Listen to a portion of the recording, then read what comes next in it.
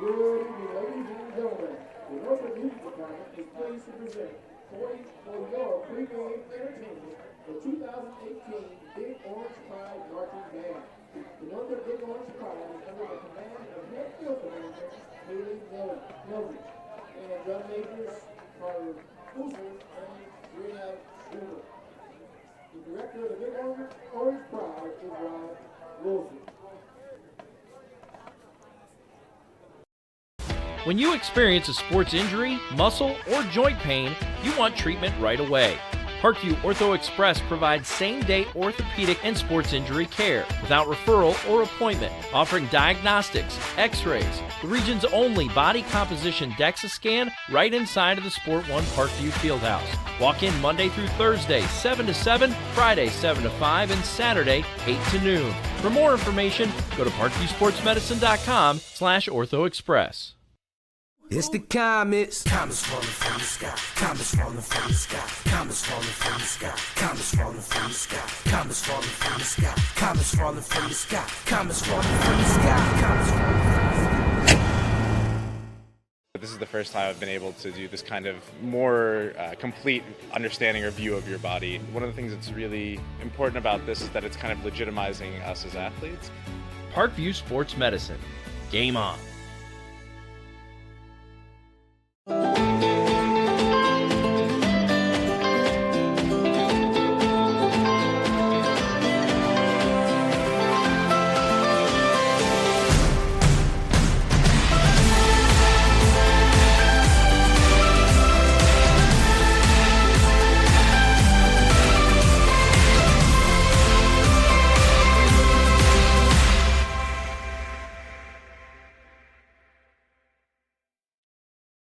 The Kelly Automotive Group is simple, transparent, reliable. Simple. Our customer specialists make buying a car easy and fun. Transparent. Our price listed is the best price. No hassle, no gimmicks. Reliable. Buy with confidence and peace of mind. We work hard to ensure the best value however you shop. Choose from over 60 vehicles under $10,000. Visit drivekelly.com. The Kelly Automotive Group. Simple, transparent, reliable.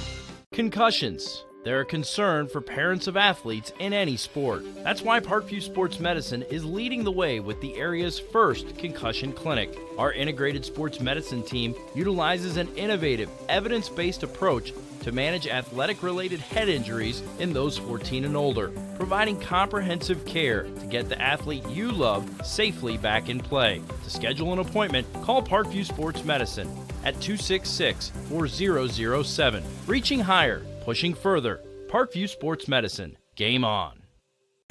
Get mad about blue. Get mad about your Fort Wayne Mad Ants. When looking for the best basketball action in town, it's the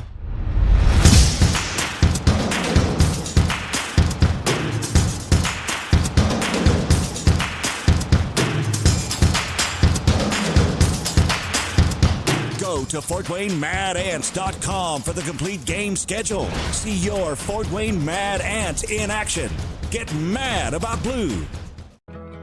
I chose St. Francis because they made a promise that I would have real-world experience that I could take when I graduated, and they delivered on that promise. For me, the classroom only gets you so far, so they're setting you up with an internship. I had a mentor that they set me up with that was a CEO of a DuPont hospital in Fort Wayne. They offer degrees in accounting, business administration, risk management and insurance, marketing, and finance. They just did a great job of the full circle of not only the education, but also the experience. Parkview Sports Medicine, especially since I've been a pro, has been a place where my game has really been able to develop in multiple facets. Injury prevention, maintenance, physical therapy, weightlifting, agility work, all the things that I need to do in order to have an NBA body. This is the place for me to go when I come back home and I need to get a workout in. Always welcome me back with open arms. Parkview Sports Medicine. Game on. Both runners are running, play coming home. From the crucial plays to the highlight of the game to the victory celebration, we are there. Summit City Sports isn't just a business, it's a group of companies investing in the youth of Fort Wayne athletics. It's because of Parkview Sports Medicine, because of Kelly Automotive Group, Indiana Wesleyan University, University of St. Francis, and Big Eye Fish. that we can produce our broadcast viewed by hundreds of thousands in Northeast Indiana. Support Summit City Sports. Become a sponsor. Join our winning team today.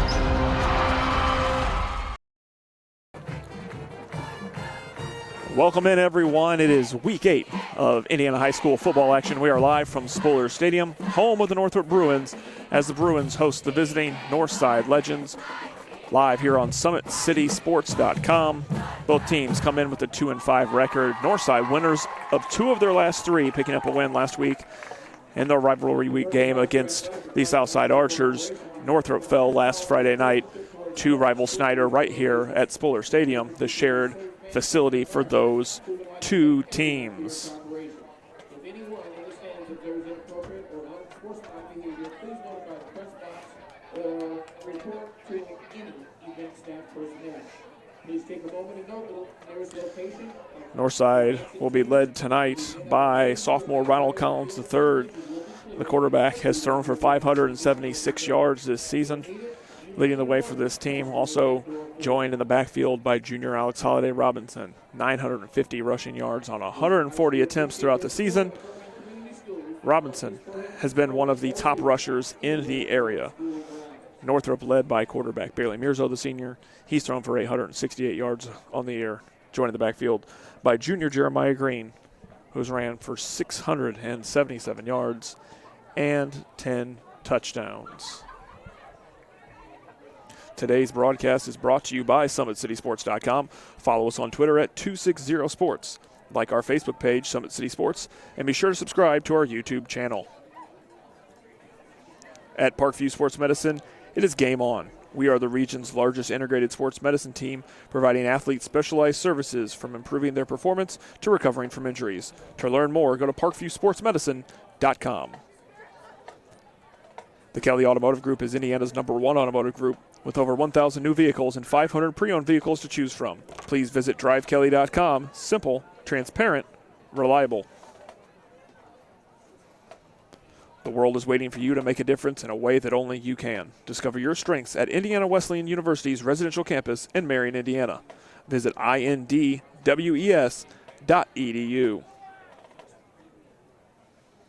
Big Eyed Fish has been around the Northeast Indiana area for generations. Like their Facebook pages for updated promotions. Enjoy the best fish in Fort Wayne in a family-friendly environment at Big Eyed Fish.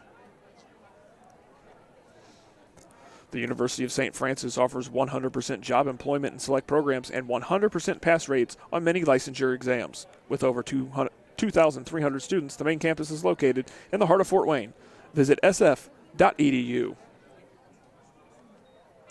At Parkview Sports Medicine, it's game on. We serve every level of athlete with our integrated sports medicine team, including the region's only specialized athletic rehab facility.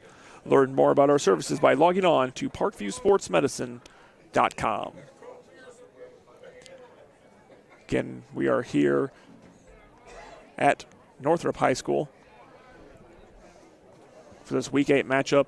The regular season wrapping up this Sunday will be the sectional draw. We'll find out who these teams and many others around the area will be facing in sectionals. A lot of intrigue in the area in the SAC. Of course, undefeated SAC leaders Bishop Dwenger putting that title on the line tonight against 5-2 Snyder, trying to stay undefeated. A lot of intrigue in Class 4A as the Saints have a tough sectional and then regional ahead, so a tough area for the Saints.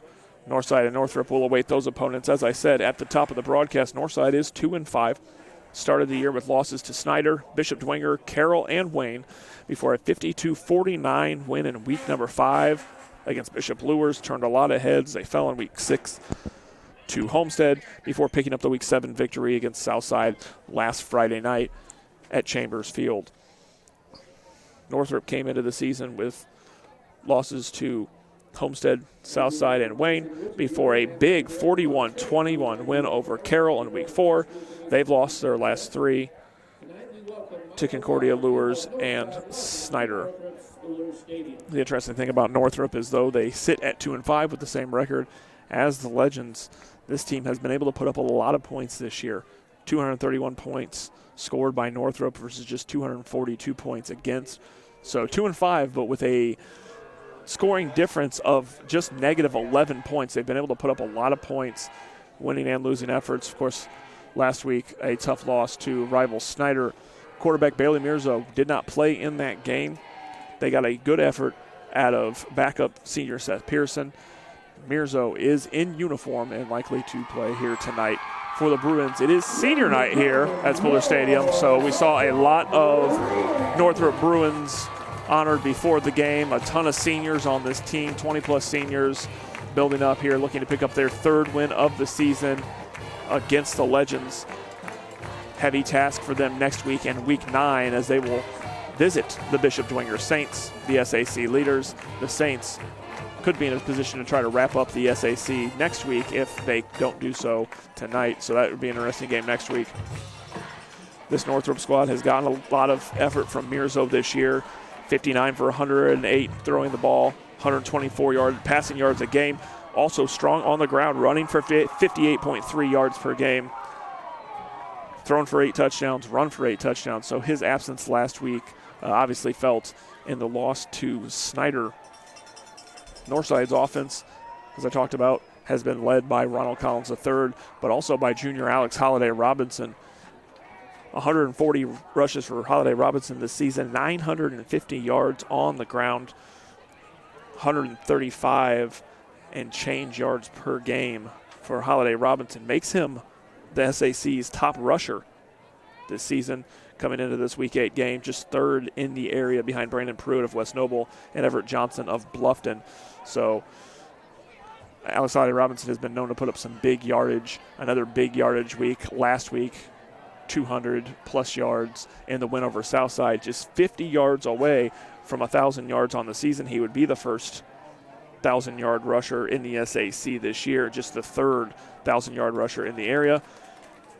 The number 2 rusher in the SAC is on the other sideline tonight, Jeremiah Green of Northrop, 131 carries for 677 yards. So the 2 best SAC rushers are going to go at it here in this one, and it will be an interesting matchup. Nonetheless, a lot of points could be scored tonight. Northside has not scored a ton of points this year except in the Southside and Lures games, but they have proven that when they put up big points, they win the games. Their 2 highest scoring games, their only double-digit scoring games, came in wins. So if you're the Northrop defense, you're going to be very aware of that. And on to Northrop, or on to Northside tonight, trying to keep them off of the scoreboard. Midfield for the coin flip right now to see how we're going to start this one. Week 8 of the season, like I said, getting ready for the postseason, and an interesting matchup here for the Bruins, looking to gain a 3rd win of the season. They've been close many times, but haven't come out 100% successful, so we'll see what they will do tonight against a Northside team, also looking for their 3rd win.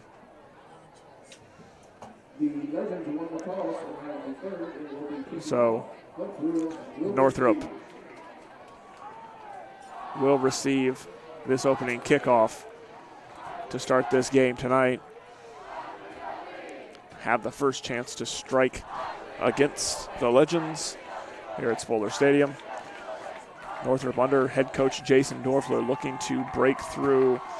They've been right at the 3-4 win plateau for several years now, looking to break through and hope to find success in the postseason as well. As I said, they've been close more times than not this year. Very close games, including the loss, the 43-45 loss to Bishop Lures just 2 weeks ago, a 40-41 loss to Wayne. Right there in the conversation every week. Back deep for Northrop to receive this kickoff. Number 34, Demarius Cowan. Number 7, Davion Berry. And also number 15, Adrian Sewell. They will be back to receive the Northside kickoff. That'll come from number 51, Braden West.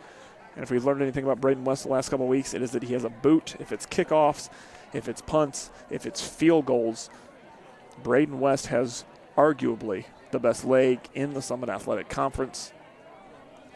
And we'll kick off tonight here at Fuller Stadium and hopes to pin the Bruins back deep to start this contest. Good crowd for Northrop here tonight, senior night. Student section directly in front of us here There's the kick. It is away. It's going to be fielded by Sewell. He'll bring that ball up. Sewell looking for room. He'll get up near the 30. He's got room on the open sideline. Sewell up to the 50, and he'll be run out of bounds there. Braden West was up to make the tackle if he had to, but Sewell will bring the ball out of bounds.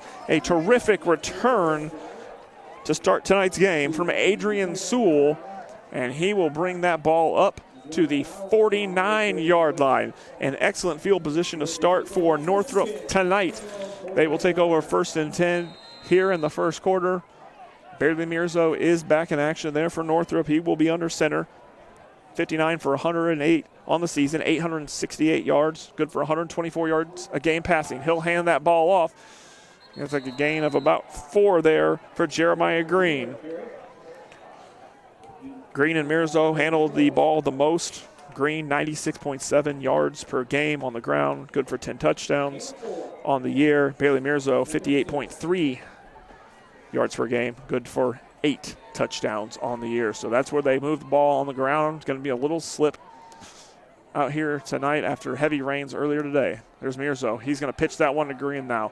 Green's there. He's got the first down, or close, knocked out of bounds by Theo Redmond of the Legends. Green is going to get close there. It looks like he will be about a yard short of the first down. Will bring up 3rd and 1. Ball now at the 41-yard line of the Legends.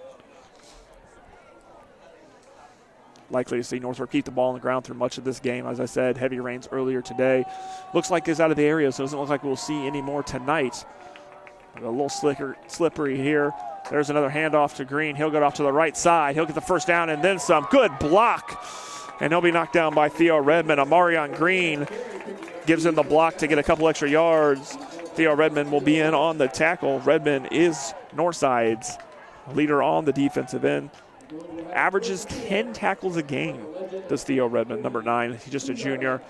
Big part of this defense, along with Jalen Harris, number 2, with 55 tackles on the year and an interception, and 42. Quincy Moore, the senior, he has 42 tackles on the year. They will anchor the Northside defense here, looking to stop Mirzo and Northrop from scoring early. There's Mirzo. He'll hand it off again to Green. He'll get down to about the 30-yard line.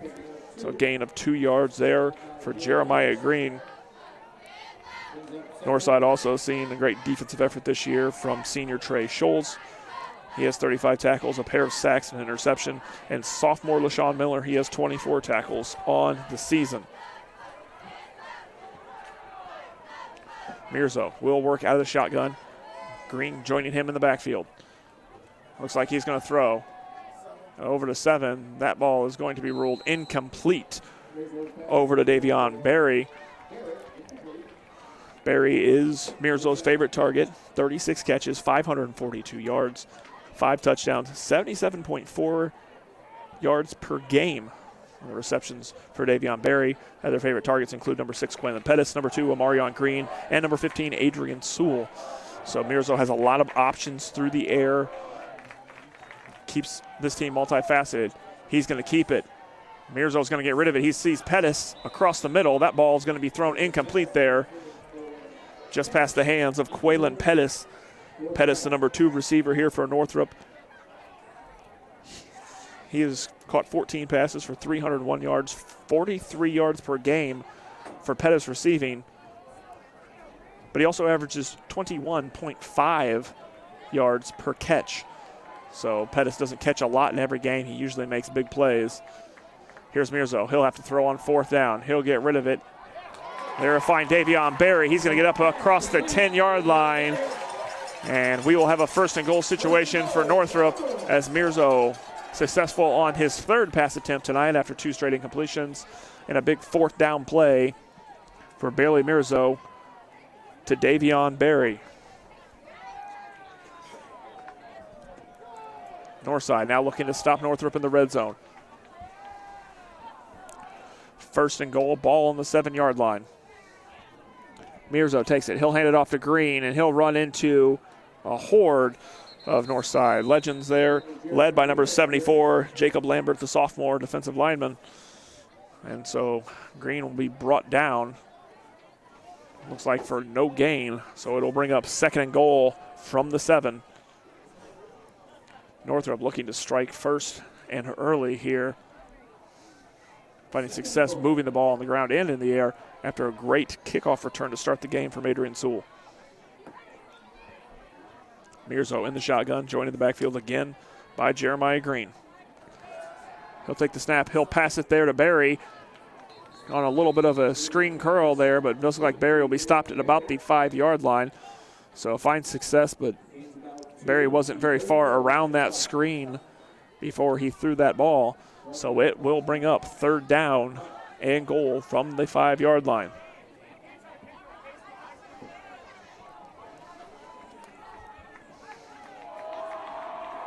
Mirzo will stay in the shotgun, joined by Green. There's a snap. He's going to pitch it to Green. Green looking to cup the middle. He's going to be brought down close, and that's a touchdown for Jeremiah Green.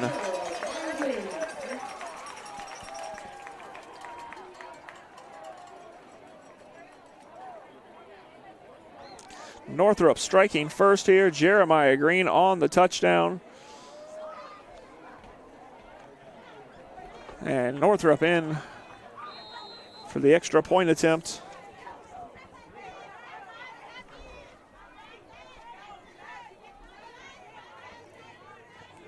That is up. And it is good. And Northrop takes a 7-0 lead here early over Northside. Let's take another look at the replay here. Mirzo looked like he's going to keep it here.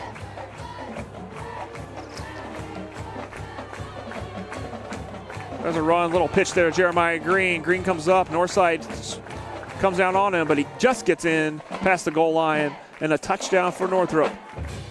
And an early 7-0 lead for the Bruins on the touchdown from Jeremiah Green, his 11th on the season.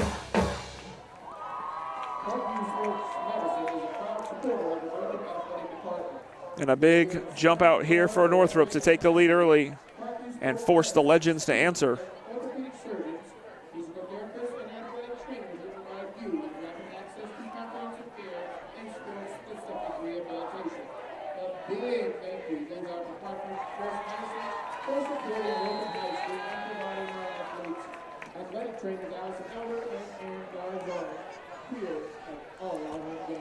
Northrop on to kick that ball off now. It's going to be deep to number 11. He's going to get that ball just in time. Jordan Turner there will not gain a ton. But a great job by Turner to get that one as Northrop was charging to try to make a play on that ball. And now Northside will take over 1st and 10, ball on their own 29-yard line to start their first offensive drive of the game. Gonna want to keep an eye on number 1, Alex Holiday Robinson, leading rusher in the SAC, 950 yards on the ground. Ronald Collins in the shotgun. He's going to get that ball quick across the middle to R.J. Armstrong. He's going to get the first down out near the 40-yard line. Looks like that's where they will spot the ball, on the 40. So a quick first down pass from Ronald Collins III to R.J. Armstrong. And run-heavy Northside trying to catch Northrop off guard here on their first possession by going to the air.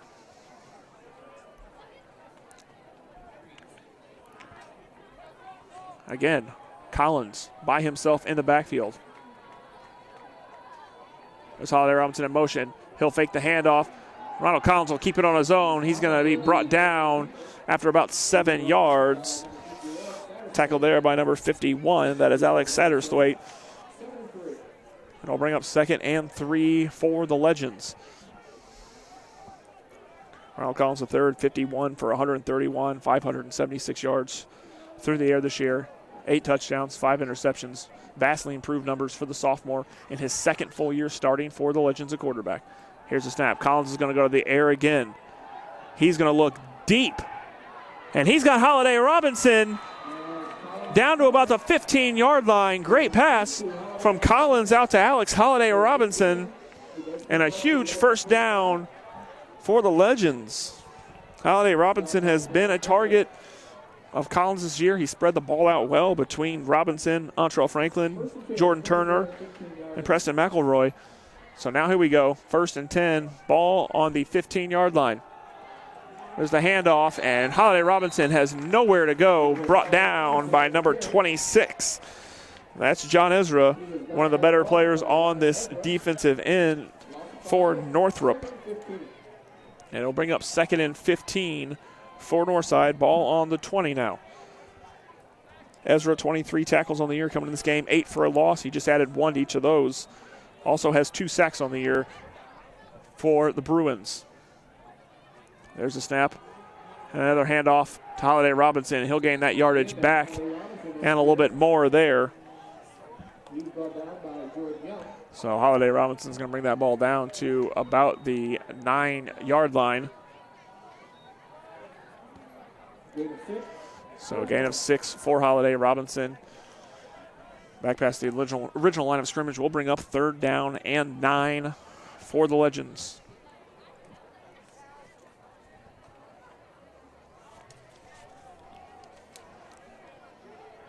Holiday Robinson joining Ronald Collins III in the backfield. Collins will take it. He'll go to the air again to Antrell Franklin, and that is going to be a touchdown for the Legends. Collins to Antrell Franklin. Success through the air for Northside. Could mean a lot tonight. That is Franklin's 3rd touchdown reception of the year. And just like that, Northside strikes back. We could be in for a high-scoring affair tonight, but I think that we all knew that coming into this game. Braden West on to attempt the extra point. That kick is up, and it is good. The extra point is good by Braden West with 7:55 remaining in the first quarter. And we are tied 7-7 as we continue here in the first quarter. 5 minutes and 55 seconds left on the clock. Let's take another look at that replay. Collins in the shotgun has found success in the air tonight, and he'll go to one of his favorite targets, Antrell Franklin there. Bullet pass there. Franklin wide open, in for the score. And a touchdown for the Legends here in the first quarter. All tied 7 apiece now.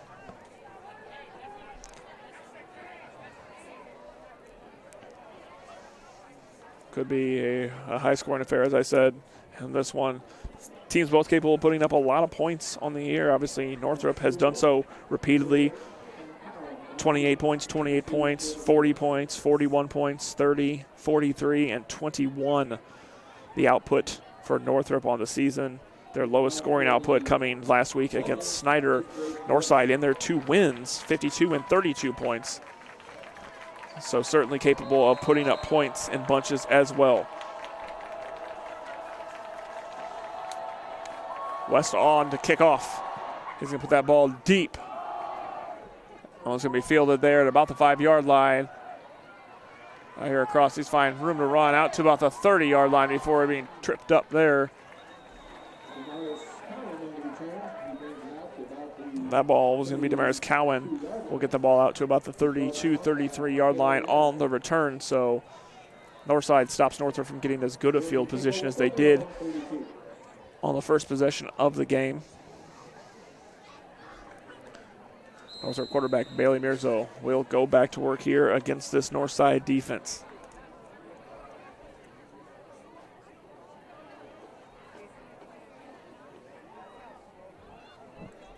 There's a snap.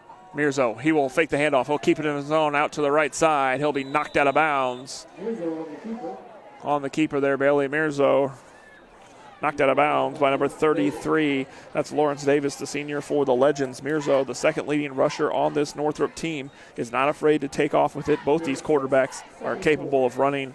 Actually, both the quarterbacks, the second leading rushers on their teams, Mirzo and Ronald Collins III for Northside. So here's Northrop now, 2nd and 4. Ball on the 37-yard line. Mirzo in the shotgun, joined by Jeremiah Green in the backfield. The snap. Mirzo's going to get rid of it. He's going to find Quaylen Pettis there across the 45. Pettis breaks a tackle out past the 50. The strength of Quaylen Pettis showing there. And Quaylen Pettis will pick up a first down for the Bruins. Great effort there after the first hit for Quaylen Pettis. Strong athlete. You see it on the football field this fall. You'll see it on the basketball court this winter. Quaylen Pettis, one of the stars for the Bruins. Here's Mirzo, 1st and 10. Ball on the north side, 47. He'll take the snap. He'll hand it off to Green. He'll bounce around up across the 45 down to about the 42-yard line. Gain of about 5 yards there for Jeremiah Green. The junior has found a strong role as the lead rusher for this Northrop team. Coming in this season, had a handful of options. Green has really taken off and adjusted to the role to being the lead guy.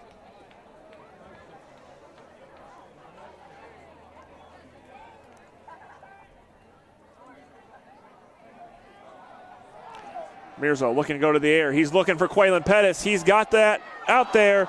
Beautiful, beautiful knockdown. Pettis wanted a flag, but he will not get one. So Quaylen Pettis looks like he had the lead on that one. Looked like he was going to get the reception. But a great play to knock that ball away. You don't want to. Back live at you here after some technical difficulties at Spoler Stadium. Northside in control of this ball. They have it out past the 50-yard line here. 3rd and 1 for the Legends.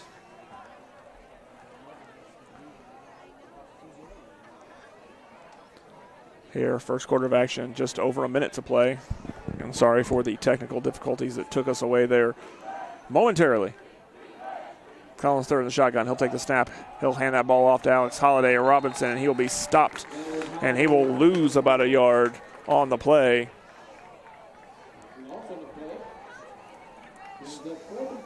So 4th and 3 here for Northside.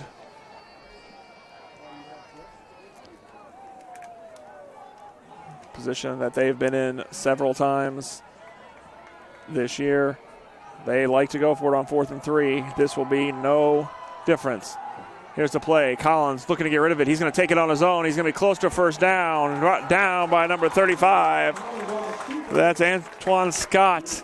And he will stop Collins a yard short of the first down. And Northrop will take over on downs. And a huge defensive stop for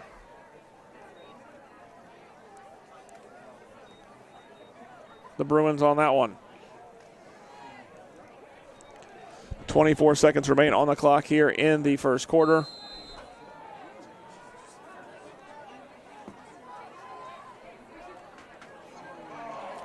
And that ball's loose, and that ball's going to be recovered by Trey Scholes, it looks like.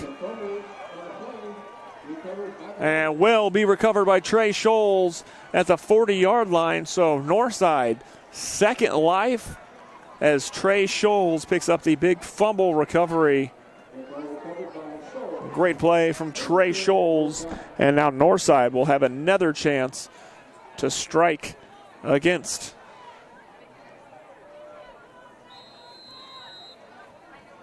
the Northrop defense. There's a run. It's going to be Holiday Robinson. He's going to be brought down at about the line of scrimmage, it looks like. Nigel Robertson in there on the tackle for Northrop. The Bruins defense looking strong. They know they have to control the ground play and have to control Alex Holiday Robinson. And that will end the first quarter of play. Northrop 13, Northside 7. We'll take a break and be back with you. It's Indiana High School football on SummitCitySports.com. Kelly Automotive Group is simple, transparent, reliable, Simple. Our customer specialists make buying a car easy and fun. Transparent. Our price listed is the best price. No hassle, no gimmicks. Reliable. Buy with confidence and peace of mind. We work hard to ensure the best value however you shop. Choose from over 60 vehicles under $10,000. Visit drivekelly.com. The Kelly Automotive Group. Simple, transparent, reliable. Both runners are running. Play coming home. From the crucial plays to the highlight of the game to the victory celebration, we are there. Summit City Sports isn't just a business. It's a group of companies investing in the youth of Fort Wayne athletics. It's because of Parkview Sports Medicine, because of Kelly Automotive Group, Indiana Wesleyan University, University of St. Francis, and Big Eye Fish, that we can produce our broadcast viewed by hundreds of thousands in Northeast Indiana. Support Summit City Sports. Become a sponsor. Join our winning team today. Back at you here. Second quarter action getting underway. Northside looking to score. Collins, he's going to go to the air. He's got Turner deep, and that ball is incomplete. And there is a flag in. Excellent defense from Darius Maxwell, the senior, but a flag will come in nonetheless. Maxwell had the freshman Turner kind of boxed out there near the end zone. So we will have a conversation from the officials there.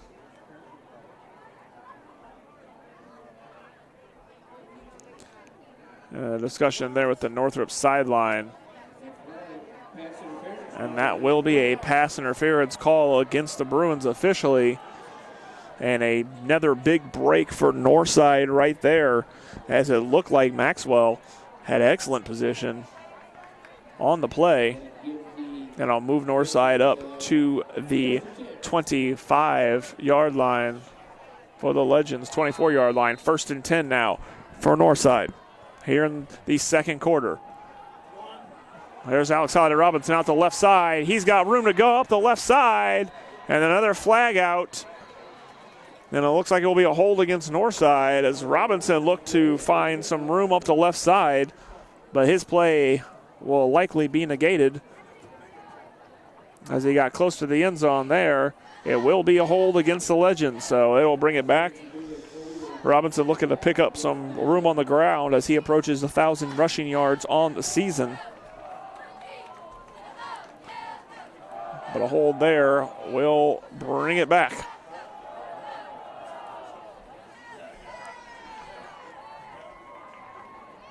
Hold will be called from the spot of the foul.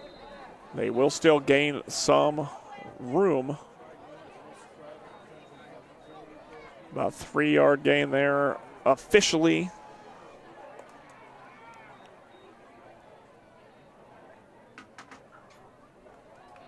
This time, there's Alexander Robinson looking for more room. He's going to be brought down for a gain of about 2 on the carry.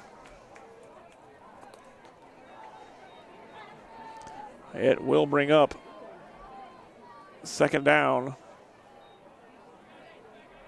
for the Legends. 2nd and 6 officially. Ball on the 20-yard line.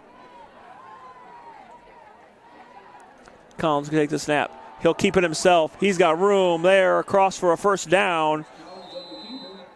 As he rolls forward there a little bit, but he'll be stopped before that. It is enough for a Northside 1st down, as he'll bring that ball down to about the 13-yard line. Northside threatening again here in the second quarter. Getting the ball back on a fumble recovery from Trey Scholes. That will be an encroachment call against Northrop, and that will bring that ball in for a 1st down inside the 10-yard line or close to it.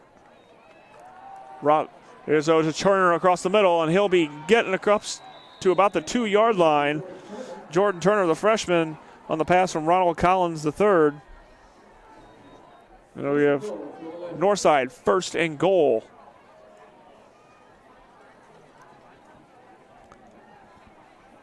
Looking to tie this one back up. Ball on the 2-yard line. Collins the third in the shotgun. He'll be joined by Robinson. He's going to go to the air. That ball's going to be picked off. What a play by Green, and he's got room to run. Alex Holiday Robinson is trying to chase him down. He's not going to be able to do it. Amarion Green runs it back for a touchdown. Amarion Green picks that ball off at the 1-yard line and runs it back all the way for the touchdown, and a huge, huge momentum play for the Northrop defense.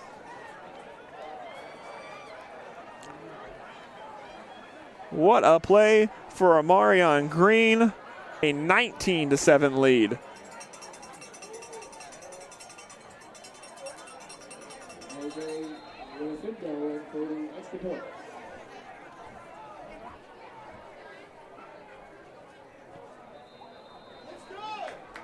That kick is no good, and it will remain 19-7 in favor of the Bruins. Let's take another look at that play. Amarion Green picks that ball off at looks like the 5-yard line, and he will run it back 95 yards. Antrell Franklin and Alex Holiday Robinson giving chase. They just did not have the speed to get to him, and Amarion Green runs it in for the score, a 95-yard interception return for the touchdown.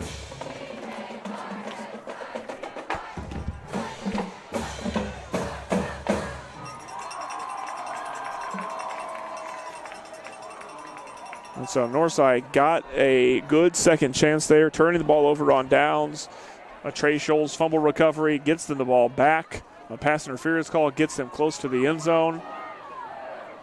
And Amarion Green makes the play for the Bruins. A huge play here in the second quarter. 10 minutes on the clock remaining in the half. Northrop with a 19-7 lead over Northside. There's the kick. We feel it at about the 15-yard line. And he's going to be tripped up, and there's going to be a flag that comes in there as Jalen Harris, returning that ball, gets about 15 yards.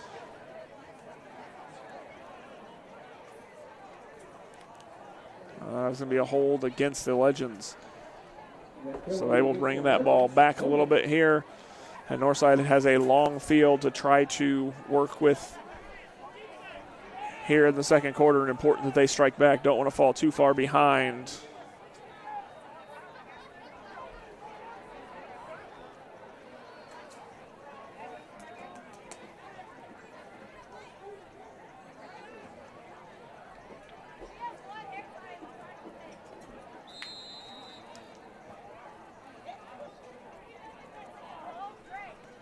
There's the handoff there. That's going to go Holiday Robinson. He's going to cut up the field. He's got some room up the left side. A lot of running for Holiday Robinson, and he's out to the left side, pushed out about the 46-yard line. But a great run there for Alexander Holiday Robinson.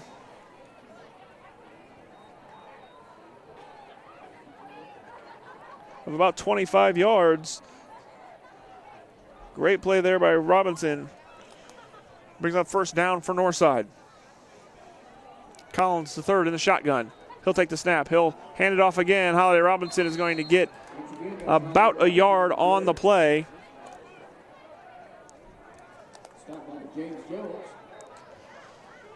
And Northside will have second down and 8.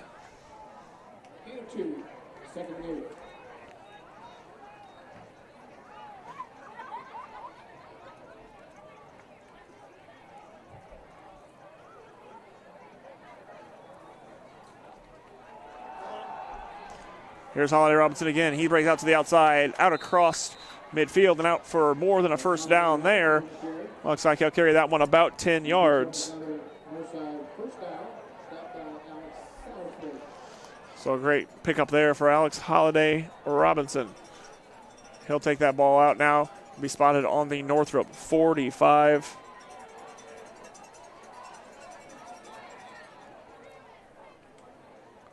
Collins the third looking for the play call here.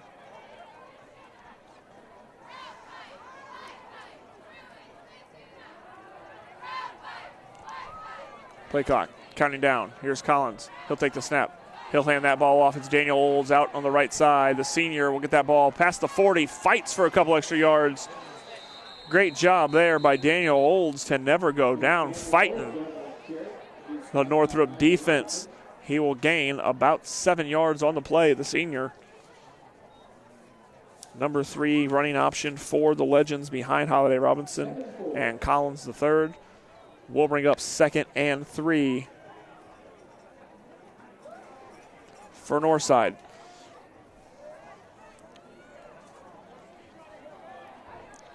Eight minutes to play. There's the handoff, fake handoff. It's going to be Collins. He's going to go to the air. He's got a target. In and out of the hands of Ontrell Franklin. That ball was right there. A very well thrown ball by Ronald Collins III. Just out of the hands of Ontrell Franklin. It will bring up 3rd down and 4 for the Legends.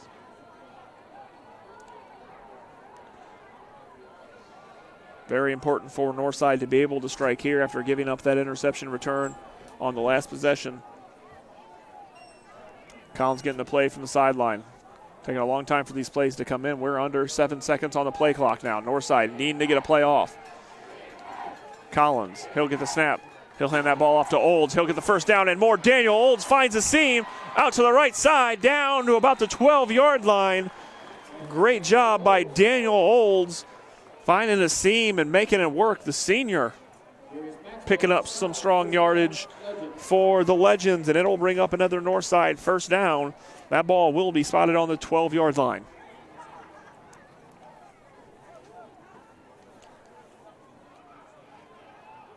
Collins the third will start this one in the shotgun.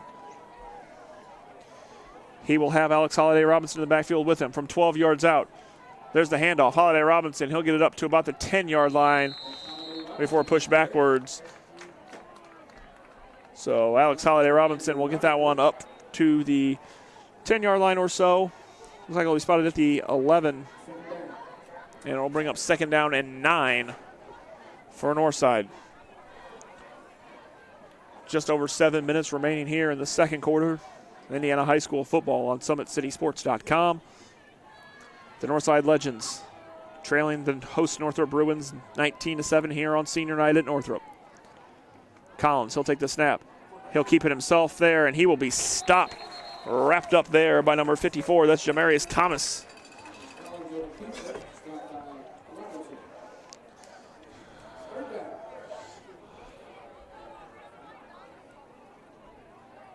We'll bring up 3rd down here for Northside. They've been able to move the ball fairly well here against this Northrop defense. But coming up empty their last 2 possessions, turnover on downs, and then the interception by Marion Green the last time out. He returned 95 yards for a touchdown. Northside needs something here. 3rd and 8. Collins, he's going to go to the end zone again. Flushed out. He's going to have to run it. He's going to get close to the first down, and he'll be pushed out at about the 1-yard line. That's Antoine Scott coming in. John Ezra as well there to knock Collins out of bounds. He will get the first down, however, and get that ball down to, it looks like the 2-yard line. 1st and goal for Northside. Broken play there. Great job by Collins to make something out of nothing. Couldn't find a receiver. He'll stay in the shotgun here. Collins, he'll hand it off to Holiday Robinson in for the score. Touchdown, Northside.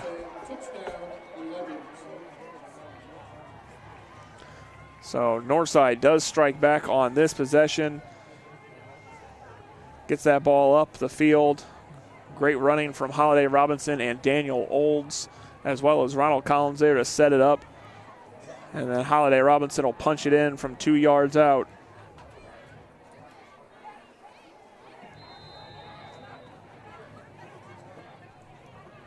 Here's 51, Braden West in for the kick. It is up, and it is good from Braden West.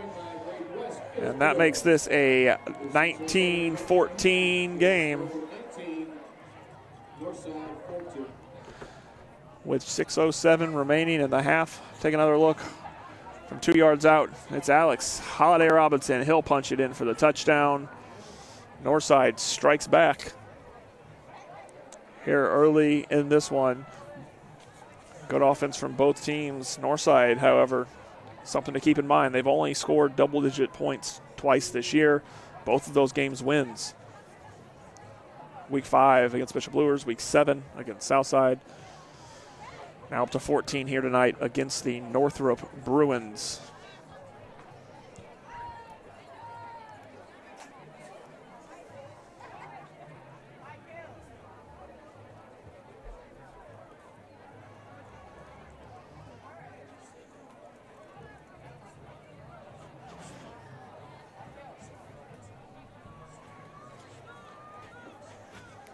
Northside will now kick this ball off, looking to get a stop before we get to halftime. It would be a very important stop for them to get.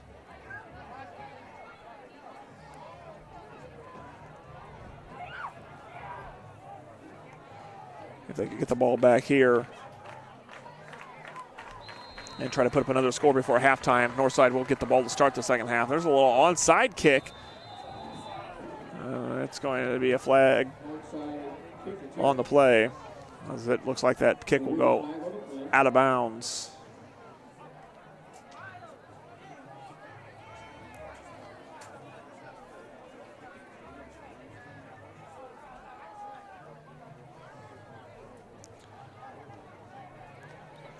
Trying the onside kick. Northside looking to get the ball back here with 6 minutes to go.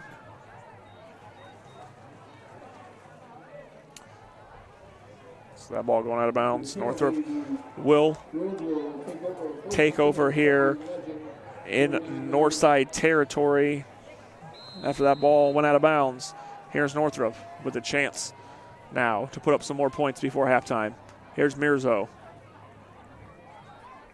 He'll take the snap. He'll pitch it back to Jeremiah Green up the right side. He'll get about 5 yards before being knocked out of bounds there.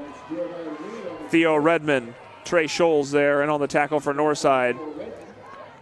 Redmond's name said a lot on defense every night for Northside, and Redmond goes down after celebrating the tackle. Looks like the adrenaline wore off and might have gotten hit below the belt there. And Theo Redmond down on the turf for Northside. So Redmond will get back up. He'll be all right, but he will have to come out of the game.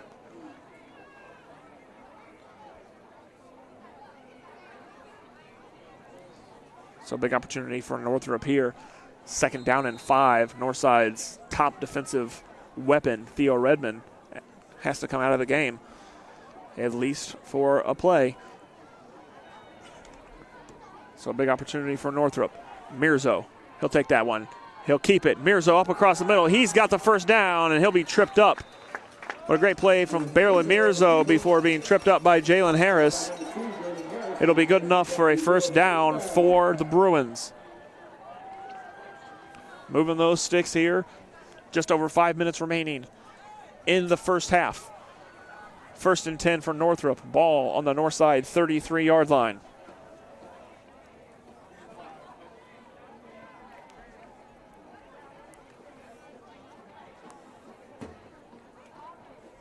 Mirzo in the shotgun. He'll take the snap. He'll pitch it back to Green again. He fumbles that one and down on the ground. He'll just have to fall on top of it. Couldn't pick it back up. And a great job by Northside's LaShawn Miller, the sophomore, got after that one, and Green had no choice but to just fall on it. And that'll bring that ball all the way back to the 40-yard line as Green fumbles that pitch. 2nd down, 17 yards to go here, 4:33 on the clock. At Spohler Stadium, home of the Northrop Bruins, they lead over Northside. Closing minutes of the first half. Mirzo, he's going to go to the air. He's got a target. It's Pettis. He's got the first down and more before being brought down by Theo Redmond. and C.J. Winston. So first down for Northrop. Great reception by Quaylen Pettis. And Northrop looked like they could have been in trouble there. 17 yards to get a first down. They get that and then some. Now 1st and 10. Ball on the north side, 17-yard line. Mirzo checking with his line. He'll come back. He'll talk to Green. Bailey Mirzo in the shotgun. He'll take the snap. He'll fake the handoff. It's a keep, but he's being brought down by Quincy Moore. Grabs a leg and pulls Mirzo down to the turf, and now Mirzo's a little slow to get up, which is not what you want to see if you're the Northrop Bruins. A little bit of a limp there from Mirzo. He did sit out last week. Fellow senior Seth Pearson took over against Snyder and did a fairly quality job in Mirzo's absence the last week and a half or so. 3:15, 2nd and 12. Mirzo, he'll take the snap. He'll hand it off to Cowan. He's going to get a couple yards, but he'll be ankle tackled as well. That's LaShawn Miller in on the tackle for Northside. And it'll keep Northrop away from that first down marker. Gain of about a yard, if that, on the play. We'll bring up 3rd down and 12. And we have a timeout.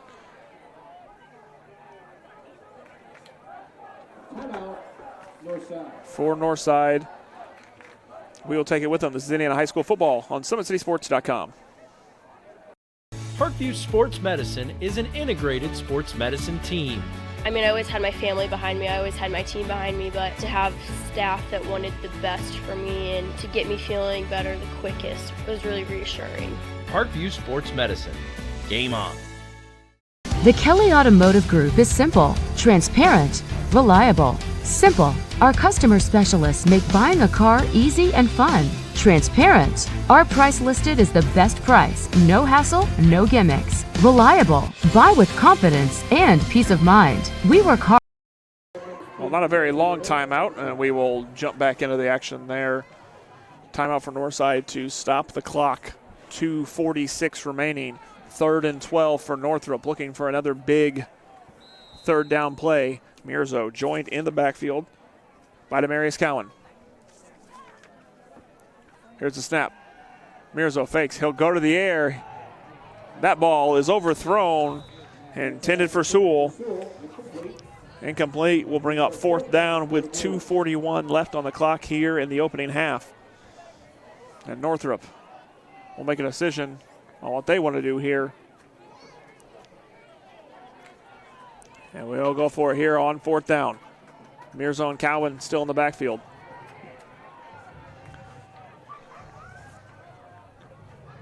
Watch Davion Berry here on the low side screen. That's who he's going to go to towards the end zone to Berry. That is incomplete on 4th down.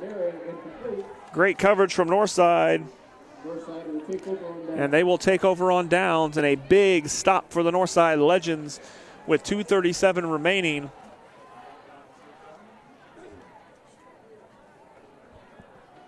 And an opportunity now to try to score before the half.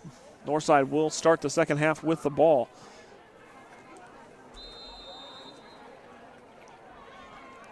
So this possession, 81 yards in 2 minutes and 37 seconds. Likely going to have to see Ronald Collins III go to the air at some point. He's found some success doing that this year. More than usual success doing that here tonight. Here's Collins. He'll take the snap. He will go to the air. Out to the left side, and he had a knee down. So a great quick play from Collins to Antrell Franklin, but he had to go down to a knee to catch it, and it will actually end up being for about a 3-yard loss. 2nd and 13, now ball on the 16-yard line. So Collins goes to the air, ends up with a loss on the completion. So now he's going to have to go to the air again, probably looking for something a little big bigger.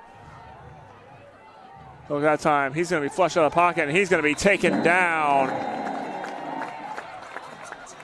Big sack That's James Jones.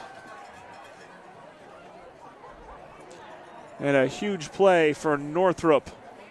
Timeout, Bruins. And there will be a timeout on the play. We'll take it with them. This is Indiana High School football. SummitCitySports.com. A running play coming home. From the crucial plays to the highlight of the game to the victory celebration, we are there. Summit City Sports isn't just a business. It's a group of companies investing in the youth of Fort Wayne athletics. It's because of Parkview Sports Medicine, because of Kelly Automotive Group, Indiana Wesleyan University, University of St. Francis, and Big Eye Fish, that we can produce our broadcast viewed by hundreds of thousands in Northeast Indiana. Support Summit City Sports. Become a sponsor. Join our winning team today. Back with you here from Spuller Stadium. 1:51 remaining in the opening half of play. Northside with possession of the ball, but they are at a 3rd and long situation, 20 yards away from a first down after a loss of yardage on a completion, and then a sack by number 81, James Jones, from the Bruins. Here's Northside on 3rd down. It's Collins. He'll take the snap. He's flushed out of the pocket. They're going to get him again. He's going to be forced out of bounds. He'll lose about another 6 yards. And it was Jones chasing him down again. And another big loss there with nowhere to go for Collins, looking to go to the air. And that's going to force Northside to punt this ball here on 4th down and give it back to the Bruins with a little bit of time left.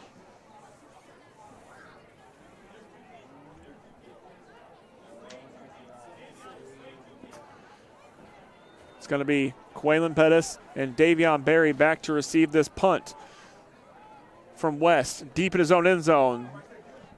He'll get that ball up after a rough snap. Quaylen Pettis is going to trip,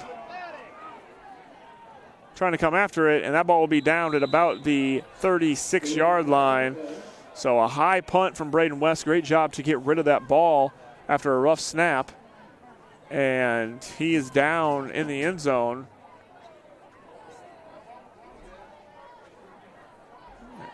And there is a flag in the end zone. So we will wait to see what this play call is here. I did not see what may have happened in the end zone, but Braden West did a great job getting rid of that ball.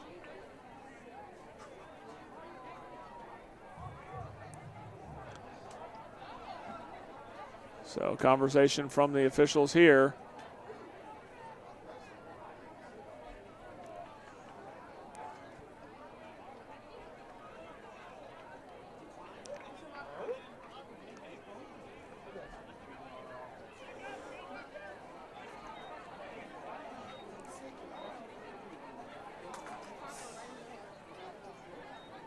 So it appears that there was a roughing the kicker call. The official ruled declined.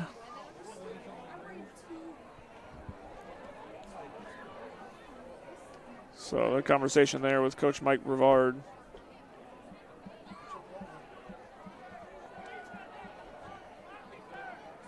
About that play, so it does look like perhaps we're going to re-kick this ball. So Pettis and Berry will stay back deep to return. For the Bruins, 1:44 remaining here in the opening half of play. Northrop, a 19-14 leader over Northside. Force Northside deep.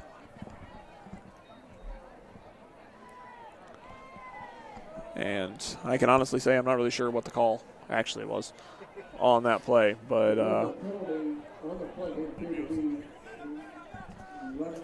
so we're going to say a late kick there, but we're going to re-kick this ball from the same spot. So here we go again. Braden West will pretend that we didn't have that kick, I guess. We'll go again. Braden West here to kick. Davion Berry, Quaylen Pettis back deep to receive for Northrop. There's a snap. It is high. West will get off the punt. It is a better punt this time. It's going to be fielded by Davion Berry there. The fair catch out at about the 44-yard line, where Berry will call for the fair catch, and Northrop will take over on downs, or take over on the punt. 1st and 10 with 1:36 remaining from the north side, 44-yard line. So a chance for Bailey Mirzo to show his experience and prowess in varsity action right here. He's got 1:36 to try to get Northrop in the end zone again. Mirzo will take the snap. There's the pitch to Marion Green out to the left side. He's got room to run. He's got blockers. Marion Green's going. He'll be taken down from behind by Jalen Harris, but a great play from Marion Green there on the reverse, and he will pick up the Northrop first down. Had room to run, had great blocking. An excellent job by Northside's Jalen Harris to chase him down from behind. 1st and 10, ball on the 26-yard line here for Northrop. There's Mirzo. He'll take the snap. He'll hand that ball off to Jeremiah Green. He'll weave around. He'll be hit by Trey Scholes and taken down at about the 19-yard line. It's a good gain there from Jeremiah Green. Clock ticks down to a minute. We'll bring up 2nd and 2. Ball on the 18 officially. Whistle blown. And it'll be a timeout for Northside. On the play, we will stay with you through this timeout as Northrop trying to threaten. 2nd and 2. Ball on the 18-yard line here with 52 seconds left in the first half. Both teams coming out fast. Northrop scoring on their first 2 possessions. Northside scoring on their first possession. The Legends then threatening to tie the game before Amarion Green intercepted the Ronald Collins at third pass and returned it 95 yards for a score. The Northside fights back. Alexander Holiday Robinson punches it in to make the game 19-14, which is where we sit right now. Closing in on the halftime break in an important 52 seconds, because Northside, if they can stop Northrop here, will be only down by 5 when they get possession to start the second half. The Bruins would love to have a cushion before they kick that ball off to Northside in the third quarter.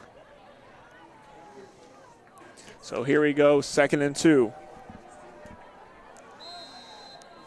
Mirzo joining the backfield by Jeremiah Green.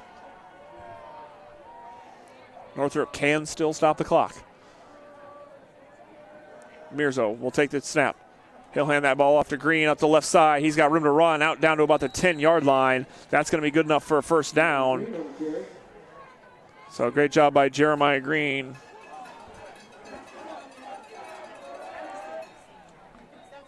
Clock running here under 45 seconds.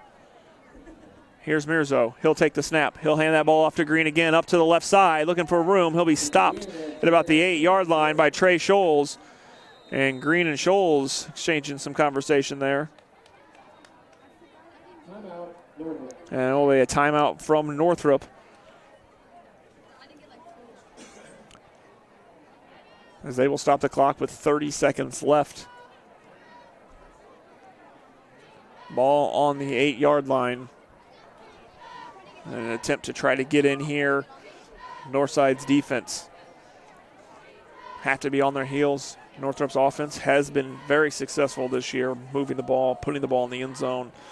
They do it on the ground, they do it in the air. Mirzo and Green both capable to do it on the ground. Mirzo could go to the air. Barry, Pettis, Green, Sewell, all strong options for the Bruins. 8 yards, 30 seconds, Northrop trying to extend their lead heading into the halftime break.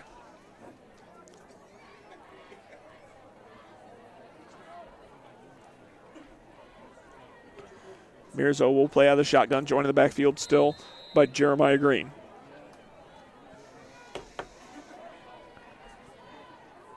Davion Berry down on your close side of the screen here. There's Mirzo. He's going to go to the air. He's got himself a touchdown to Quaylen Pettis.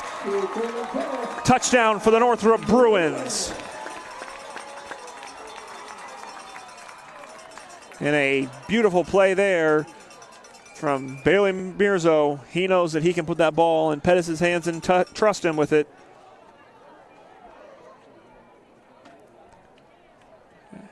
And now Northrop will attempt the extra point. And a very important extra point here. An 11-point lead. It looks like actually Northrop will go for 2 here, looking to extend the lead to 13.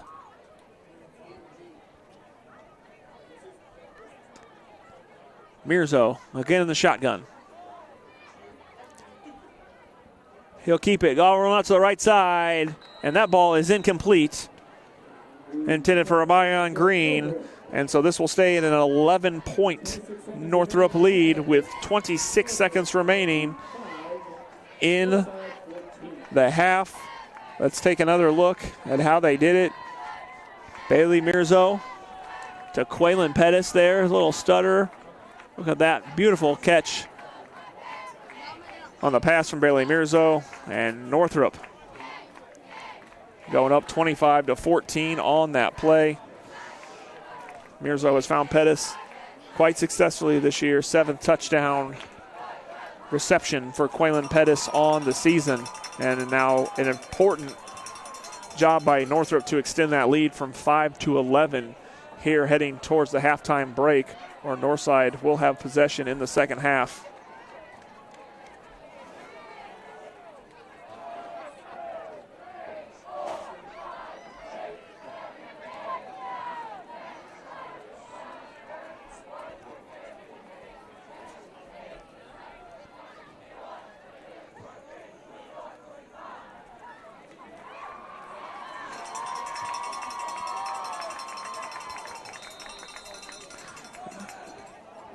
Here's Northrop on to kick this ball off with 26 seconds remaining in the half.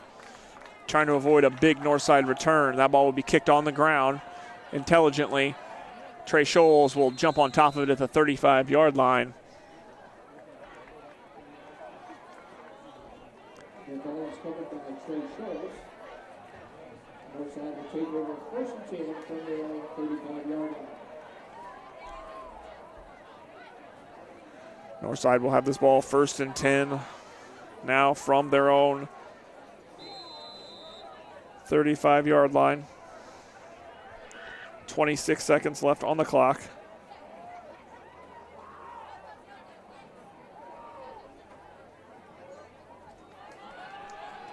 Collins going to the air, looking for Franklin. That's going to be incomplete. And lots of flags out there in the backfield as Preston McElroy and James Jones get all tangled up.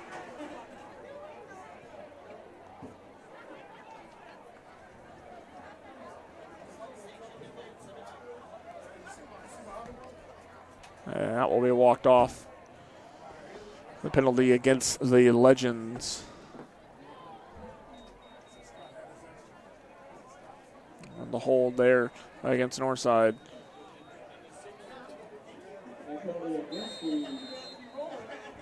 Northside now 1st and 25. So must have been a personal foul there against Northside. And not a hold. 1st and 25, ball on their own 20-yard line. 19 seconds to go. Collins III in the shotgun.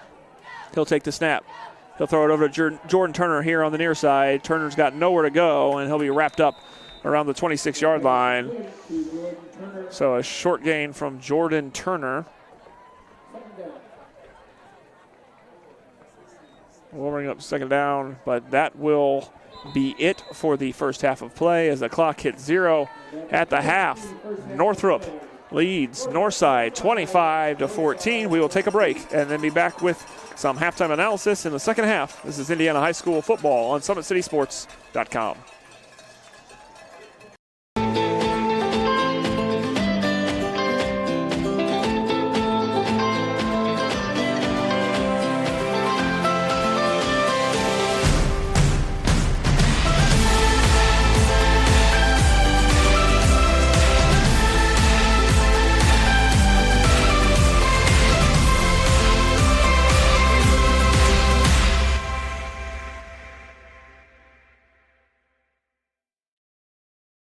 runners are running. Play coming home. From the crucial plays to the highlight of the game to the victory celebration, we are there. Summit City Sports isn't just a business.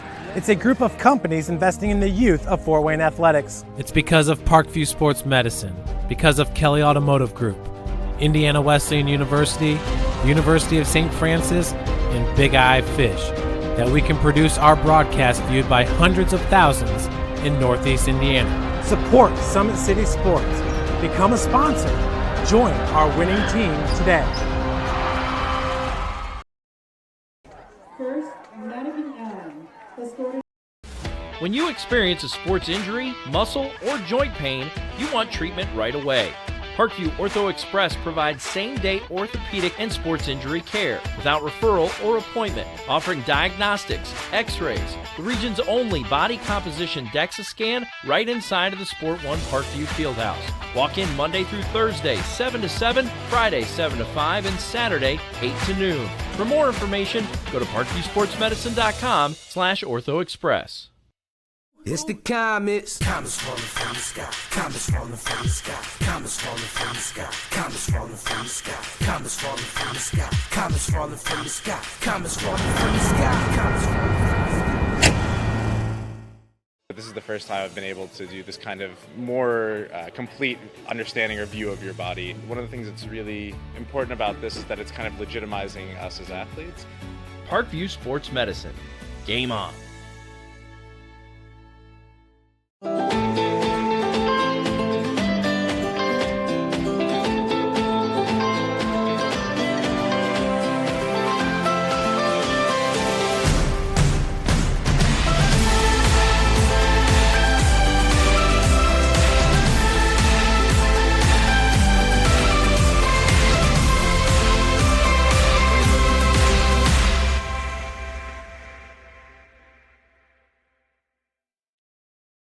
The Kelly Automotive Group is simple, transparent, reliable. Simple. Our customer specialists make buying a car easy and fun. Transparent. Our price listed is the best price. No hassle, no gimmicks. Reliable. Buy with confidence and peace of mind. We work hard to ensure the best value however you shop. Choose from over 60 vehicles under $10,000. Visit drivekelly.com. The Kelly Automotive Group. Simple, transparent, reliable.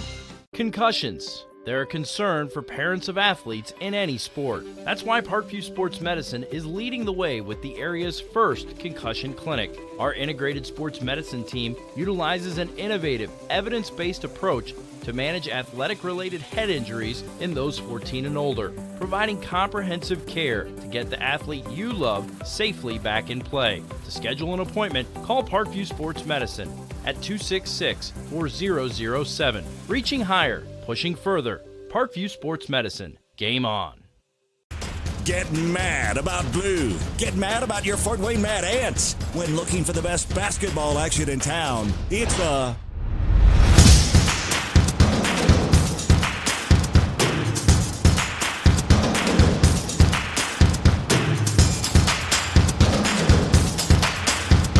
Go to FortWayneMadAnts.com for the complete game schedule. See your Fort Wayne Mad Ants in action.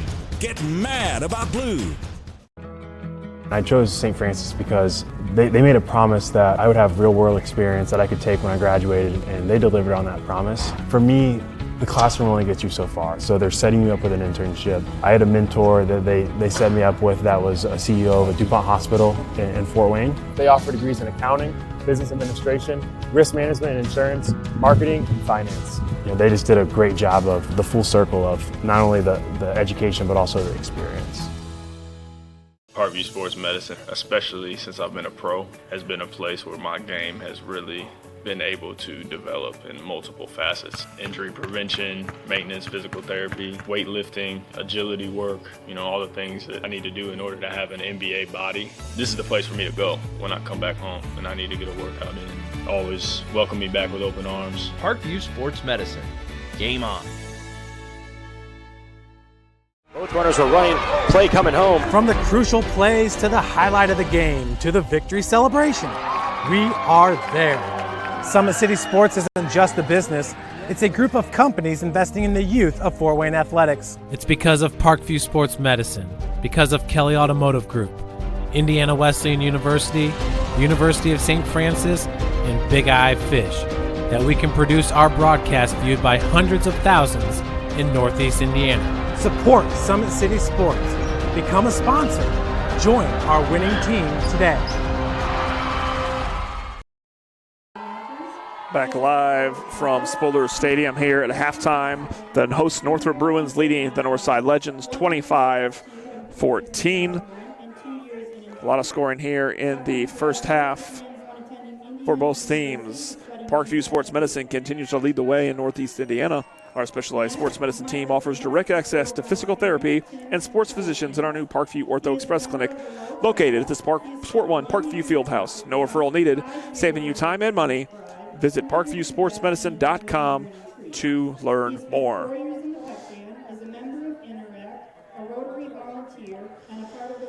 At the half here, Northrop leading Northside 25-14. A couple other halftime scores around the area.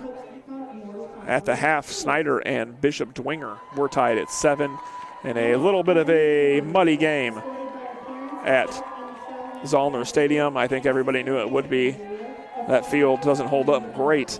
And so that game 7-7 at the half.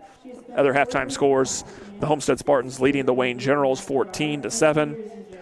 Bishop Luers 27-0 leaders over Southside. The Concordia Cadets leading Carroll 27-14. A couple scores outside the SAC and the Northeast 8. Northeast 8 leader East Noble leading New Haven 20-7. And the Leo Lions lead Columbia City 21-10. So a couple of important games around the SAC. Here, senior night for Northrop. We saw the football players and cheerleaders discussed before the game. The senior band members being recognized right now on an extended halftime break at Northrop. First half, interesting tale. Got a little sloppy in a couple of areas, but the big important parts right now have come from Northrop, making some big plays. Northside 2 yards away from scoring late in the first quarter when Amarion Green from Northrop picked off the Ronald Collins III pass 5 yards out and ran it back 95 yards for a touchdown. Important play for Northrop. And then just before the half, it was Barely Mirzo finding Quaylen Pettis to put the Bruins up by 11. 2-point conversion failed. Keep note of that. 2-point conversions have been the bane of Northrop's existence in close games this year. I'm talking about the 45-43 loss to Luers and the 41-40 loss to Wayne. Failed 2-point conversions late were rough for the Bruins in those situations. So a failed 2-point conversion, an attempt to push their lead to 13. Very important because now at 11, they sit just 2 scores away from Northside taking the lead back over. And that's if Northside doesn't add an extra point. They're very capable of putting the ball through the uprights on the foot of Braden West, one of the best kickers in the SAC. Mirzo has been impressive in the first half. Jeremiah Green strong on the ground. A lot of Northrop guys getting involved as usual on the defensive end. We've seen James Jones make some great plays. We've seen a great play or two from Jonathan Ezra. Nigel Robertson in on a lot of things. Northside getting some things going as well, though. Ronald Collins III not afraid to go through the air, looking for Archel Franklin, for Jordan Turner. Found Alex Halliday-Robinson for a great connection. Found R.J. Armstrong early in this game. Of course, Northside not necessarily known for their aerial assault, but attempting some stuff here tonight. Halliday-Robinson has found some success on the ground as well. No official first half stat line from Robinson, but he's got to be pushing close to getting past that 1,000-yard mark for the season, if not over it. I would say if he doesn't have 50 yards, it would be a surprise to me at this point. Came into the game with 950 yards on the season. An SAC leading 950 yards, looking to tack onto it and become the first rusher in the conference to pass 1,000 yards for the season. and has got to be close if he hasn't already passed that mark this year. Great defensive effort from Northside, from Theo Redmond, Quincy Moore, LaShawn Miller, and on some big tackles. Trey Scholes with a fumble recovery in the first half that led to a scoring opportunity. Of course, that scoring opportunity coming up short on the Omarion Green interception. So nothing going there for Northside. At this point, we will give you a chance to take a listen in on the sounds of the Northrop High School marching band. It's halftime, Indiana High School football on SummitCitySports.com. And here's the Northrop High School marching band.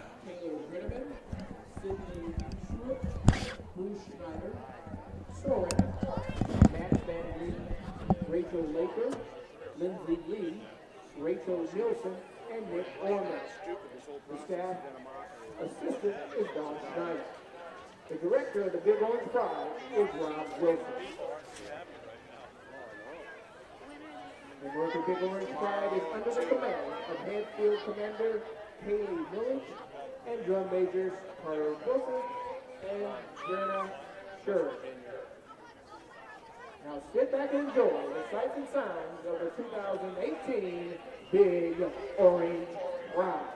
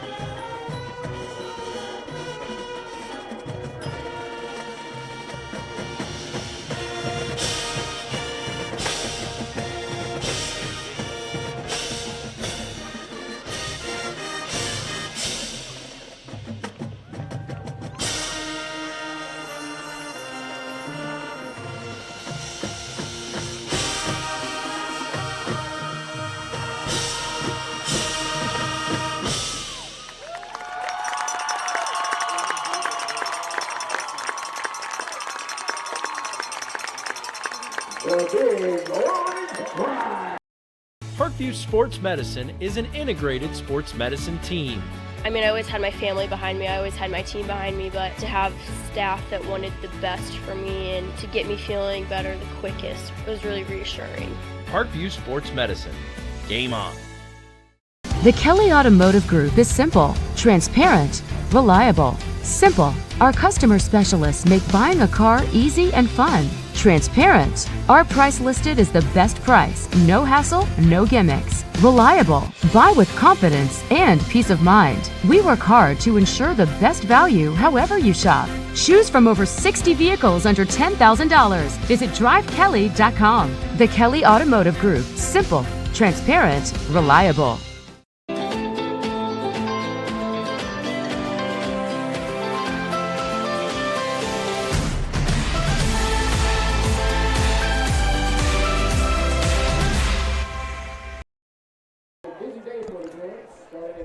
Welcome back to Indiana High School football here on SummitCitySports.com from Spoiler Stadium as the host Northrop Bruins lead the visiting Northside Legends 25-14 at the half.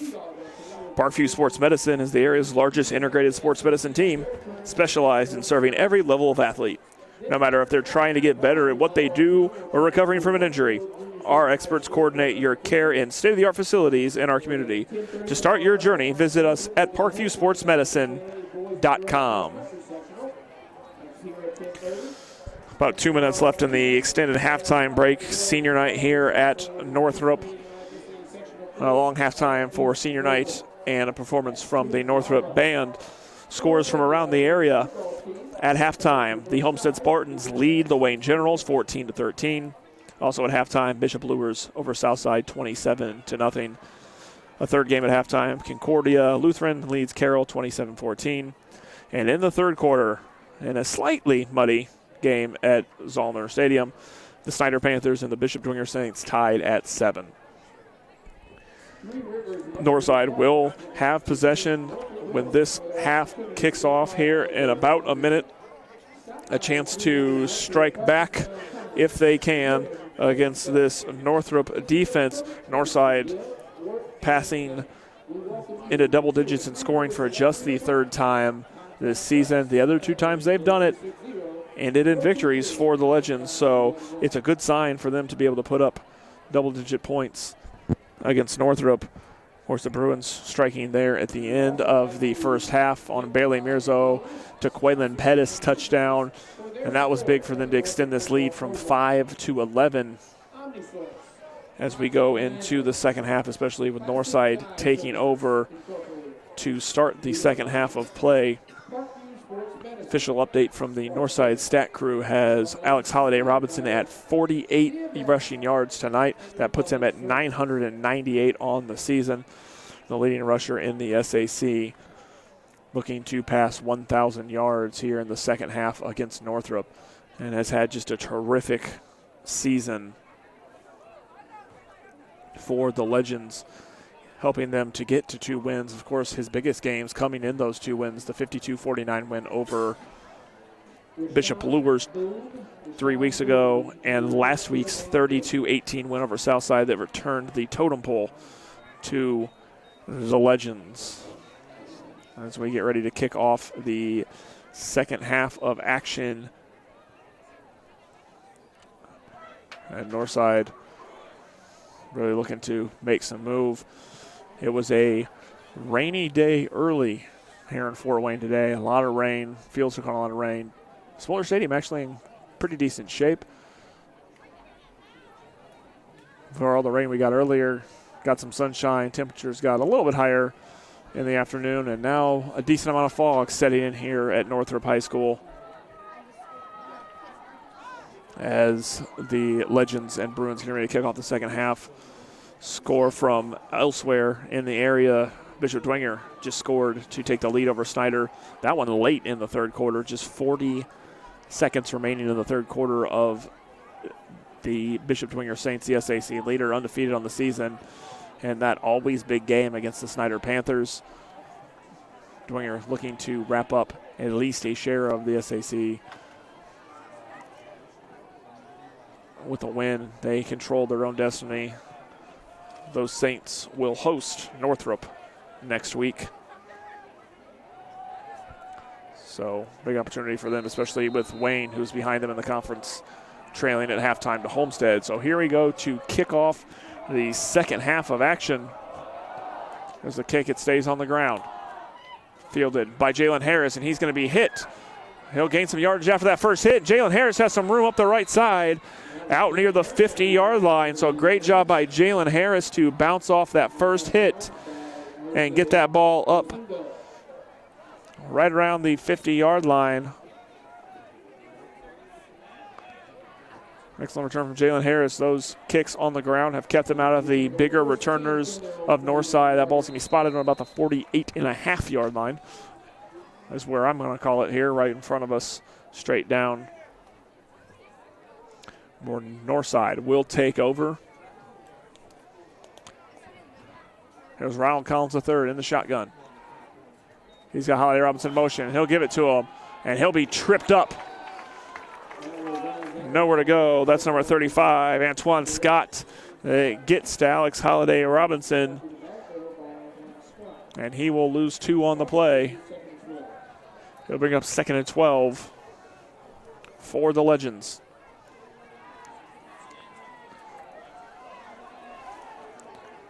Northside looking to get some momentum going here in the second half. They need it desperately. Here's Collins. He'll hand that ball off. Outside, Robinson will get back to the original line of scrimmage, and it'll bring up 3rd down for the Legends.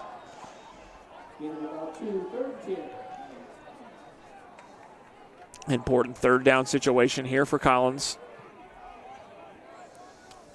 He will have 3 out wide, 4 out wide now, as Holiday Robinson lines up out there as a receiver as well. Here's a snap. Collins going to be rushed. He's going to have to get rid of it. He will. To Alex Holiday Robinson. He will make that catch down at the 45-yard line. So big catch by Alex Holiday Robinson, but it will be short of a first down. Will bring up 4th down and 3. As Amarion Green will take down Alex Holiday Robinson right there at the spot of the catch. R.J. Armstrong lined up down here near us. Jordan Turner, Antrell Franklin lined up on the far side of the screen. Robinson in the backfield. He'll get the handoff, and he'll get the first down. And then some a couple yards extra past that, and we have a Bruin down. We'll see where they spot that ball. Was on the 44. They will spot it for the first down. So a first down for the Legends. And an injured player down for Northrop. We'll see how this possession plays out, but that 3-yard run for Alex Holiday Robinson will put him over 1,000 rushing yards on the season. Now sitting at 1,001. He is the first running back in the conference to pass the 1,000-yard mark this season. Leading rusher in the SAC, just the third player in all of the area, joining Brandon Pruitt of West Noble and Everett Johnson of Bluffton to pass 1,000 yards on the season. So you can't say enough about the athleticism and the explosion that Alex Holiday Robinson has brought to this Northside offense this season. It will bring up 1st and 10, ball on the 41-yard line of the Bruins. Northside looking to get some headway here. Ronald Collins III in the shotgun. He'll take the snap. He will keep it. He's got some room to run up the gut there. And great run by Ronald Collins III, and he will pick up a first down for Northside. Gain of 10, 11 yards on the keeper from Ronald Collins. He does a great job when flush out of the pocket, but that time, make no mistake, he saw a seam and he took off up the middle for it. The second leading rusher for this Legend team. 1st and 10 Northside. Ball on the 30-yard line. Here's the snap. Collins is going to keep it again. Again, he finds another seam. He's got room to run up the left side. Ronald Collins down near the 2-yard line. That ball popped out into the hands of R.J. Armstrong, and that's a touchdown.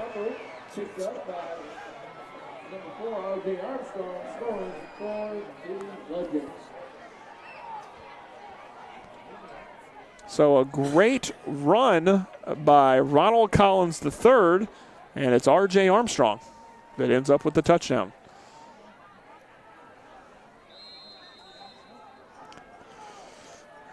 It'll bring on looks like we're going to go, it will be the extra point. One in there, took the kicker, Braden West, a little bit of time to get out here onto the field. So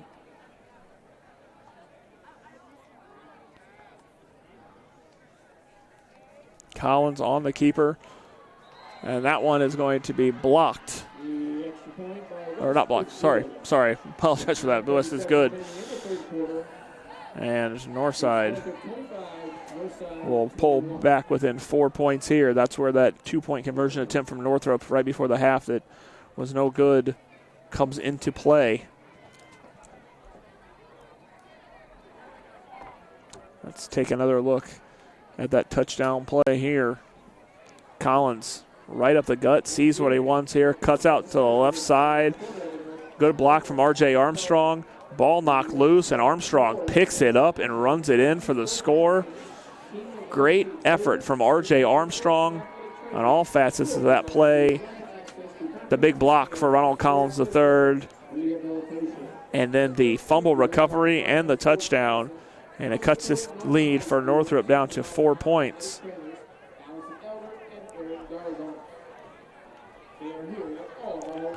9:37 remaining in the third period here at Spoiler Stadium.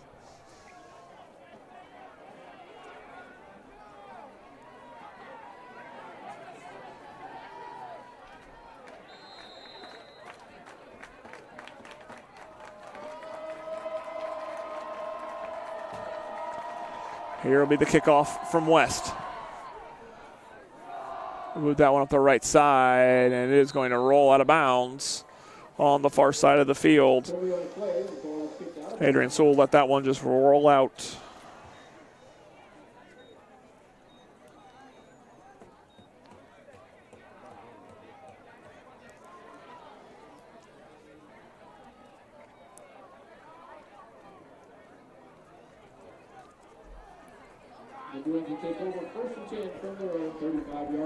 So Northrop will go ahead and take over on the 35-yard line on that procedure penalty. Ball going out of bounds on the kickoff.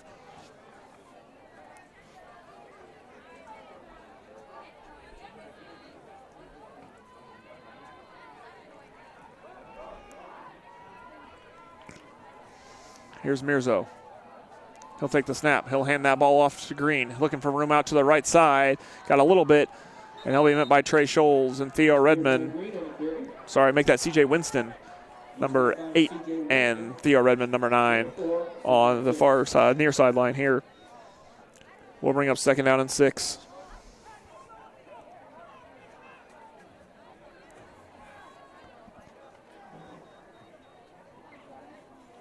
Two teams traded touchdowns very quickly in the first quarter. Northrop looking to do the same here in the third quarter. Mears has got a man in motion. He'll take it. He'll hand that ball off to Green again. He's got some room up there, up the left side a little bit. He'll gain about 2 or 3 yards on that play. We'll bring up 3rd down for Northrop. Be about 5 yards on that carry for Green. And he'll get that ball down just to 3rd and 1 here. Third quarter of this one. Northrop leading 25-21. 8:30 remaining. Mirzo in the shotgun, Jeremiah Green lined up back there with him.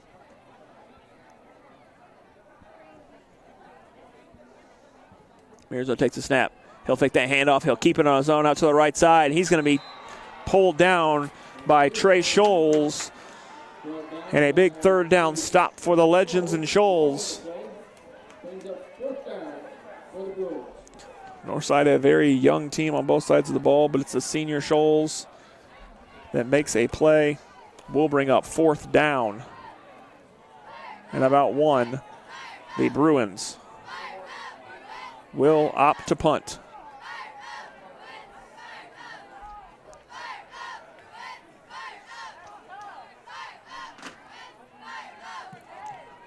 That punt deep will be fielded about the 20-yard line. Oh, big hit.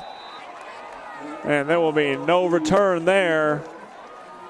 Excellent hit by Trayvon Madej with a hit there, and an excellent job to hold Northside from any returnage on the big hit. Elsewhere in the SAC, just in the start of the fourth quarter, the Snyder Panthers have scored to take a 14-13 lead over Bishop Dwenger. The Panthers trying to throw a wrench into Dwenger's undefeated season and possibly SAC title plans. Here's Collins. He'll take the snap. He'll hand that ball off to Alex Holiday Robinson, and he'll get tripped up, but there will be a flag on the play as Robinson gets past to about the 27-yard line.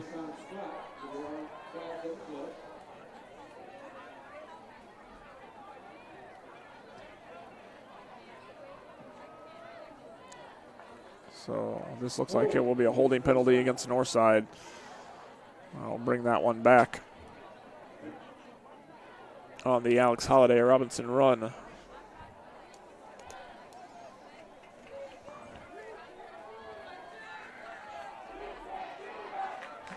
Will remain first down here for the Legends. 7:27 remaining in the third quarter of play. Northside strikes first here in the third quarter on the R.J. Armstrong fumble recovery for a touchdown. Getting a big stop from Trey Scholes, and now looking to take the lead in this game. Collins, he'll hand that ball off up to the right side. It's Alex Holiday Robinson out past the original line of scrimmage before being ran out of bounds by a pair of Northrop Bruins, led by 51, Alex Satterthwaite. We'll bring up second down. And about 8 yards here for the Legends. Ball will be spotted on the Northside 22-yard line. Ronald Collins III, the sophomore quarterback for Northside, will stay in the shotgun, joined by junior Alex Holiday Robinson. There's a snap. Collins is going to keep it up to the right side. He's got some room. He's got a block. He's got the first down and a couple more yards there. If he could have gotten by just a couple more guys there, it would have been a huge open field for Ronald Collins. Excellent block from the senior Landon Clark on the offensive line. Those offensive linemen don't get enough credit. Landon Clark, one of the very best in this area. Gets a good block to help Collins cut up for the first down. And the Legends will now have the ball on the 34-yard line.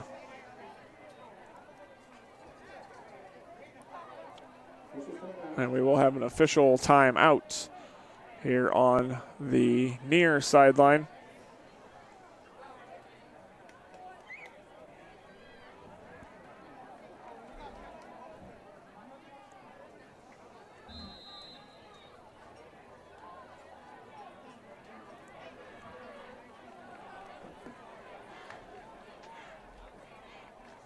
There's a snap.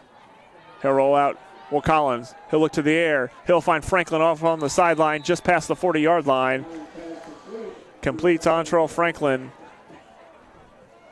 Will not be enough for a first down, but some yardage there on the completion from Collins to Franklin. Move that ball up to the 42-yard line. We'll bring up second and a long two here for Northside.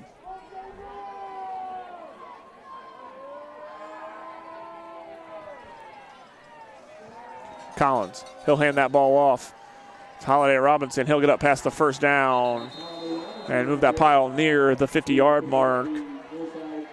So a first down for Alex Holiday Robinson.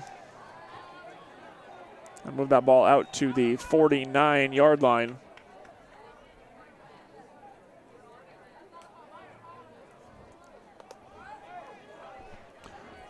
First and 10, Northside. Ball on their own 49. Collins third in the shotgun. He'll take the snap. He'll hand it off again. Holiday Robinson's got some room there. Out to the left side. He'll keep rumbling down near the 30-yard line. So an excellent job by Alex Holiday Robinson to pick up some quality yardage and another first down for the Legends. Move down to the 32-yard line for Alex Holiday Robinson.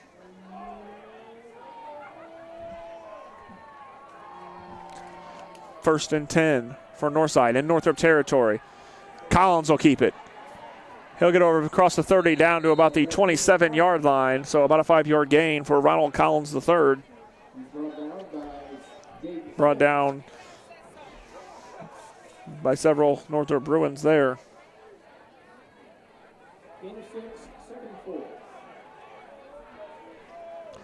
It will be 2nd and 4. Ball on the 26. Collins. He'll hand that one off to Alex Holiday Robinson. Runs into a wall, and he's going to be rushed backwards and taken down.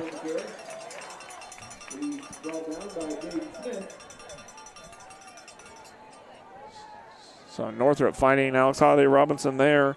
It was Jaden Smith on the tackle.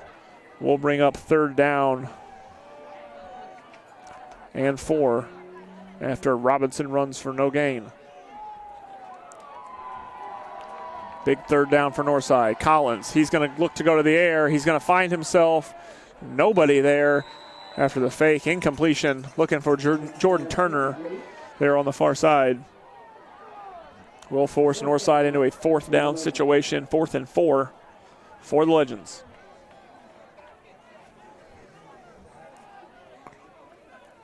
And they are going to call on the field goal team.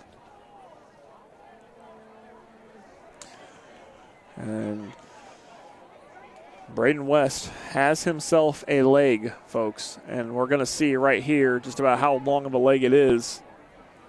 This about a 42-yard attempt. There's a snap. The kick for West from 43 yards out. It is good. Braden West. If you haven't seen this kid kick, the leg is exceptional. 43 yards out for Braden West. And sometimes when he kicks the ball, it just looks like a chip shot from 43 yards. And the fun fact for that is that Braden West wasn't even part of this team initially when the season started. So a huge, huge kick for Braden West. Let's take another look there.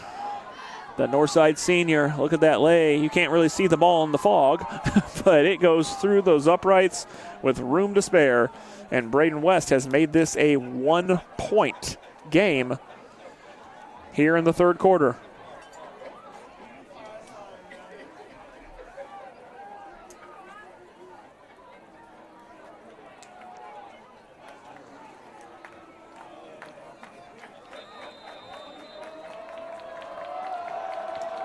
Here's the kickoff from West.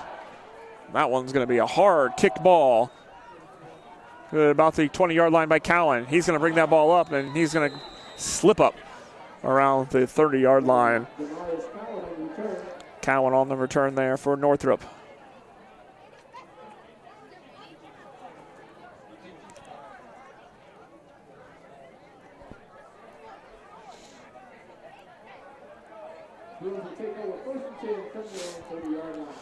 It'll be Northrop now taking over their attempt to strike here. 1st and 10, ball on their own 30-yard line.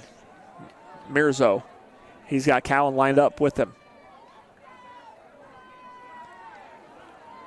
Mirzo will take it. He's going to look to throw. He's got Quaylen Pettis over there on the side, and Pettis will slip up there. Pettis and Danny Ryan White lined up against each other there. Tried to catch each other on the juke, and Pettis just slips up. So he will gain 6 on the play. Northrop's will bring up 2nd and 4. Ball on their own 36-yard line. Here's Mirzo. He's going to hand that ball off to Cowan up the right side, up across the 40-yard line, and knocked out of bounds by Theo Redmond. But it looks like it's going to be good for a Northrop first down. So great job by Theo Redmond on the pursuit to get to him. But it will not mean a stoppage there, as Demarius Cowan, the sophomore, will pick up the first down.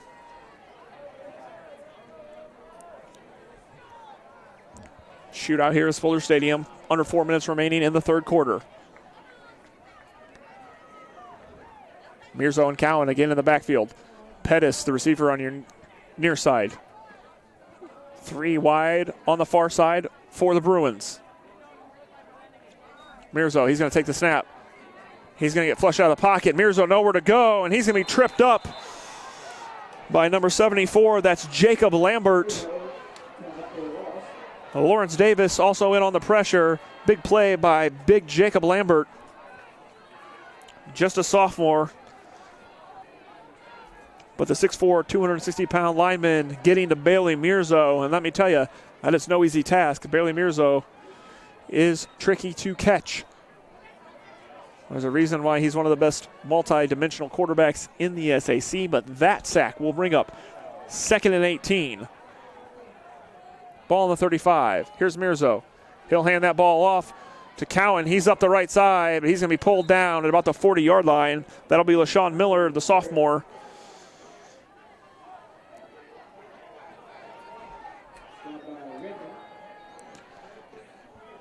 And so 3rd down still for the Bruins at about 14 yards, 13, 14 yards.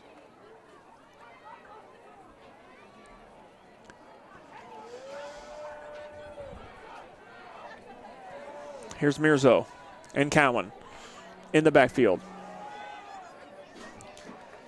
He's got Green and Pettis on this side of the screen.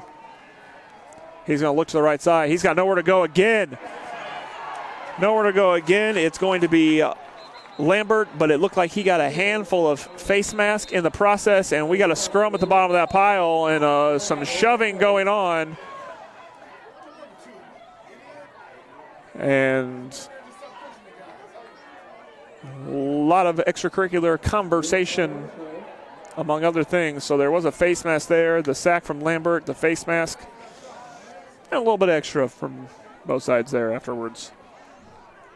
So as the officials sort this one out, hey, if you're looking for a change in the SAC, closing 5 minutes over at Zollner Stadium, and Snyder has just taken a 21-13 lead over Bishop Dwenger. But here we got a close one at Spooler Stadium, so that personal foul on the face mask will be walked off. And a huge, huge penalty will bring that ball all the way up to the Northrop 49-yard line.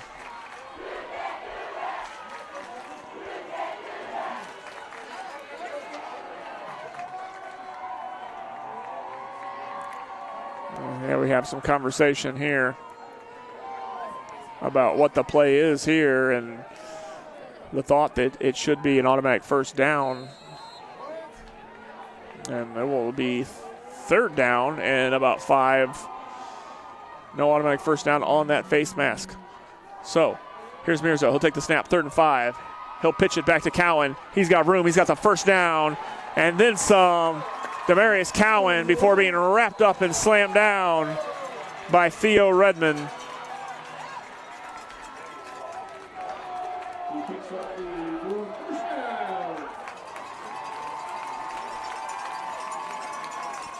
So a big play there to stop Demarius Cowan because he looked like he had a seam off the left side.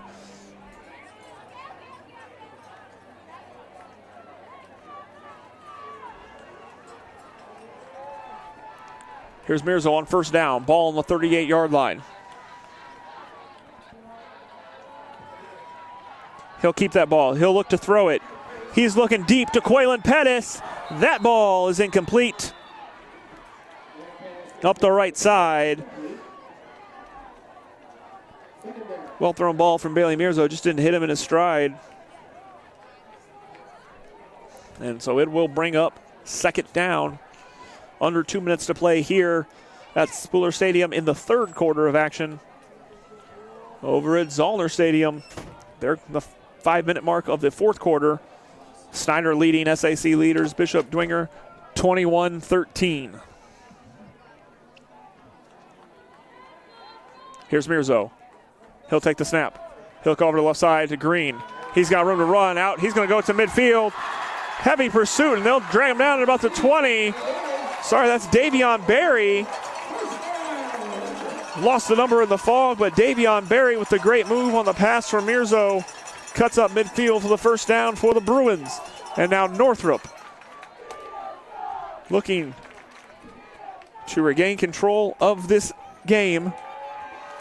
They are still ahead on the scoreboard, 25-24 here in the closing minutes of the 3rd quarter.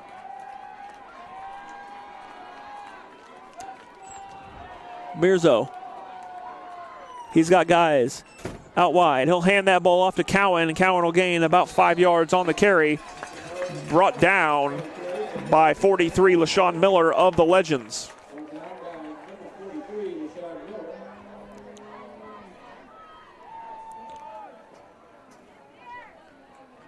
Minute 14 remaining here in the 3rd quarter.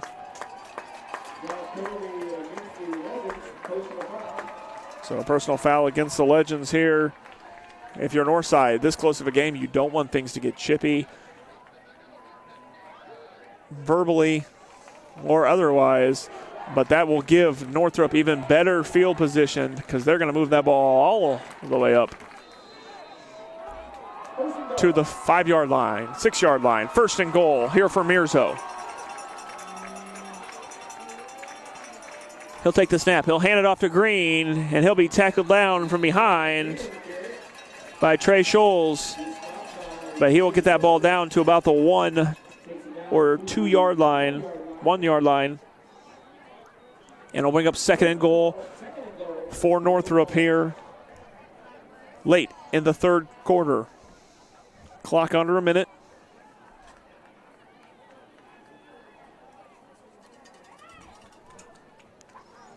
Mirzo and Green.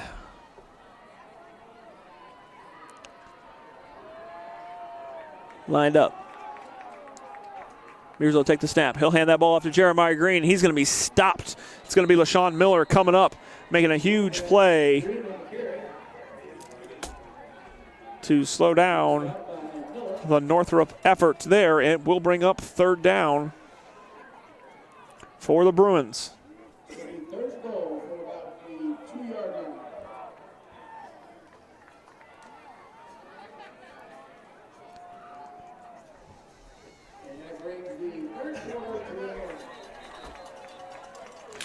And that will end the third quarter of play. Northrop clinging to a 25-24 lead, but looking to put the ball in the end zone. We'll be back. This is Indiana High School football on SummitCitySports.com. Parkview Sports Medicine is an integrated sports medicine team. We're treating injuries when and where they happen and working to prevent them before they do. We believe the best care is coordinated care, helping ensure you get the individualized services you need every step of the way, offering innovative treatment techniques to get you or the athlete you love back in play. Reaching higher, pushing further. Parkview Sports Medicine. Game on. I chose St. Francis because they made a promise that I would have real-world experience that I could take when I graduated, and they delivered on that promise. For me, the classroom only gets you so far, so they're setting you up with an internship. I had a mentor that they set me up with that was a CEO of a DuPont hospital in Fort Wayne. They offer degrees in accounting, business administration, risk management and insurance, marketing, and finance. You know, they just did a great job of the full circle of not only the education but also the experience. Welcome back to Spuller Stadium here, getting ready to start the fourth period of play. The Northrop Bruins 1 yard away from tacking on to this 1 point lead against the Northside Legends. Northside scoring last on a Braden West 43-yard field goal. Here's Mirzo from a yard out. He'll look like he'll try to push it in himself. Nope, he'll hand that ball off to Green. He'll run into a line, but they push forward, and that ball is going to be a touchdown for the Bruins.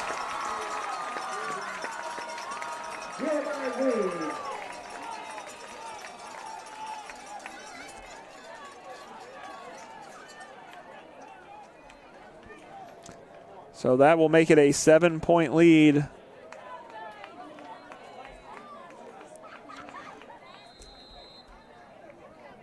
And this is a very important play here for the Bruins. 7-point lead, but Northside's ability to hit an extra point is not in question. So Northrop will go for two, try to extend this game to a 9-point lead.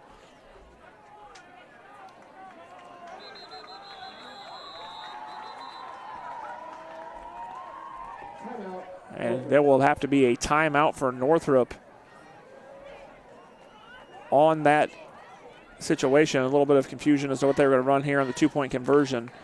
Let's take another look on the 1 yard touchdown from Jeremiah Green there. This punches it in for the score. And Northrop extending their lead from 1 to 7 in a hurry, and a very important touchdown at the beginning of the fourth quarter for Jeremiah Green and the Northrop Bruins.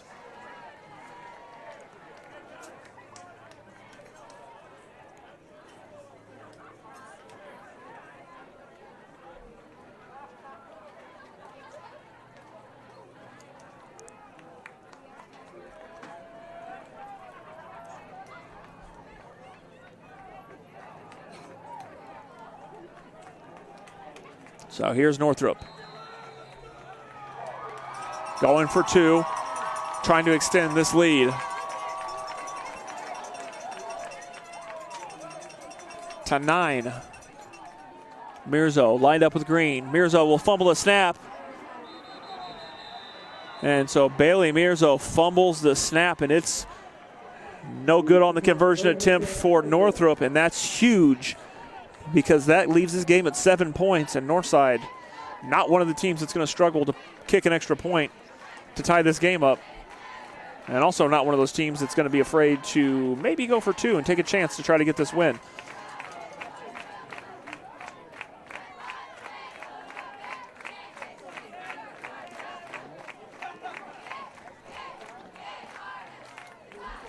So 11:55 remaining here in the fourth. Just one play has been run in the fourth quarter. It resulted in the Northrop touchdown.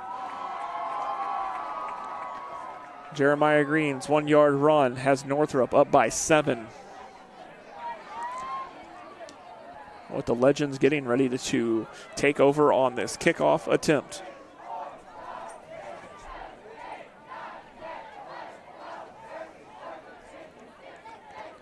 So a couple of missed two-point conversions for Northrop.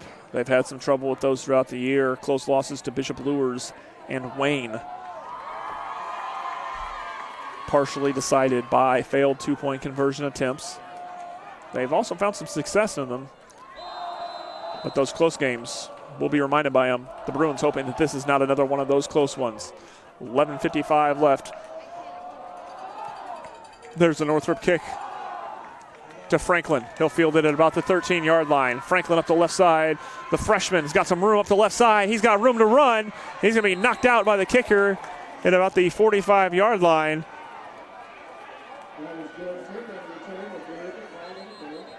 But there will be a flag all the way here back around the 30-yard line.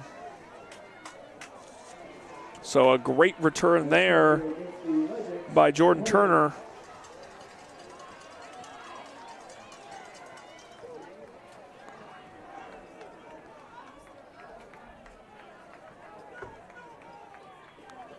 So there will be a hold called against the Legends. That will mark them back deeper into their own territory.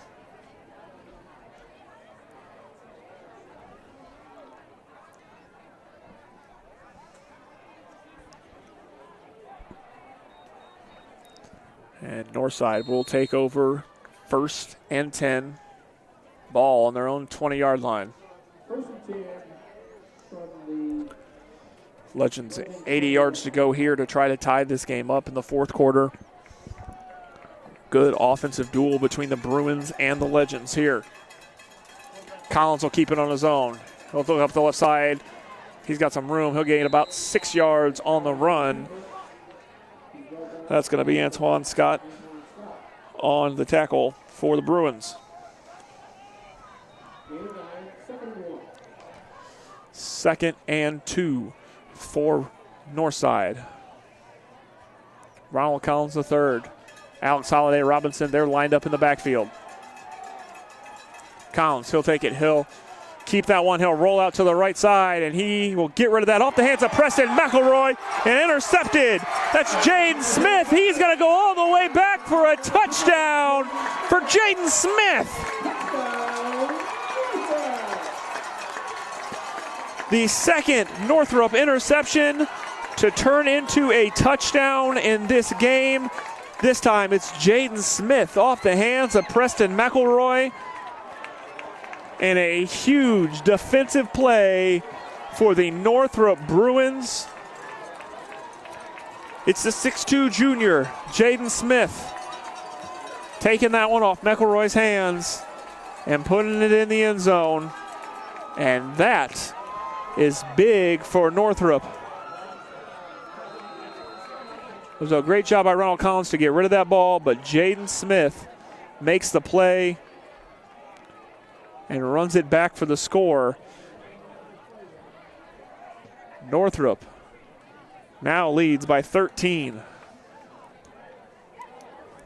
Another attempt at 2 here, and this is a big attempt at 2 because it could push it to 15.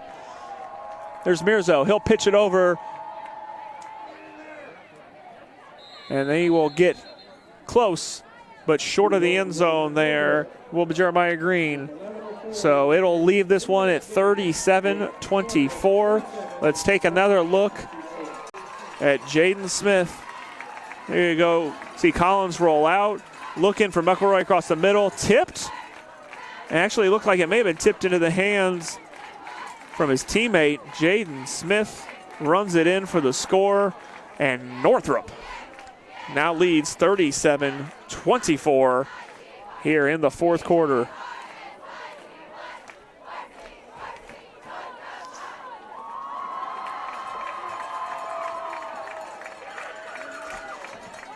The second pick 6 of the game for the Bruins.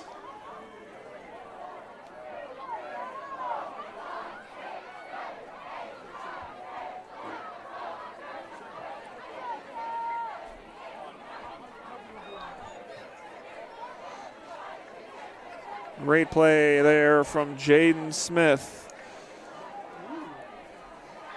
SAC fans, we have no longer an undefeated SAC team. The Snyder Panthers have defeated the Bishop Dwenger Saints 21-13. Not quite an upset, but a huge win for Snyder over the SAC leaders. There's the kick. It's going to go to Redmond. Feel it around the 20. Theo Redmond looking for room to run. He's got some room up the middle. He's got some blockers. Get out to about the 41-yard line. So good move there by Theo Redmond on the return. And Northside will take over 1st and 10, just under 11 minutes to go.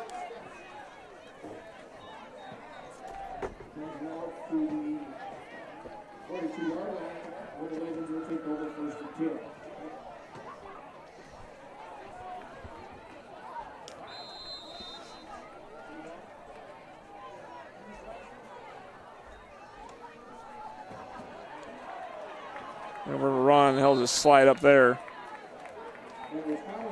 Collins there on the keeper will gain a couple of yards.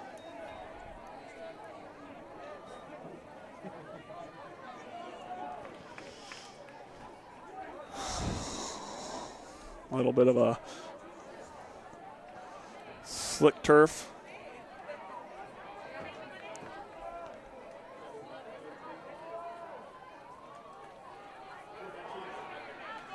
There up the middle there. Great job by Collins. Good collision there out across the 45 down to about the 42.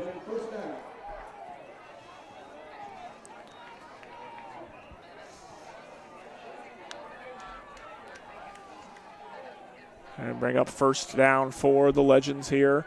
Ball on the 43-yard line. Snyder 21. Bishop Leonard 13. Here's Collins in the shotgun. He'll take it. He'll look out to the left. He'll find Ontrell Franklin. He'll gain about a yard on the play there. Good job by Northside to at least get something out of that one there. Collins finding Franklin.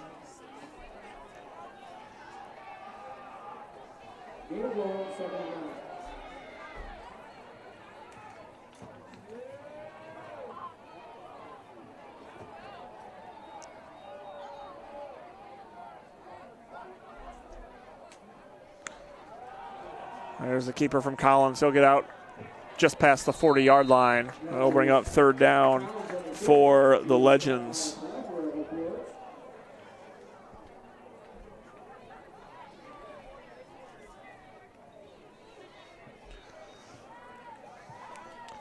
Third down and about 6.5, 7 yards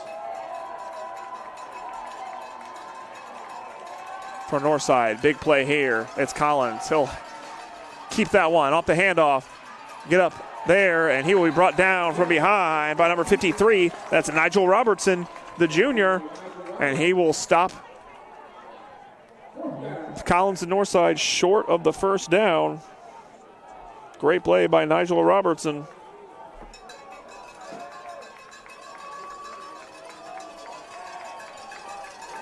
And they will go for it on 4th down, but there will be a flag that will come in.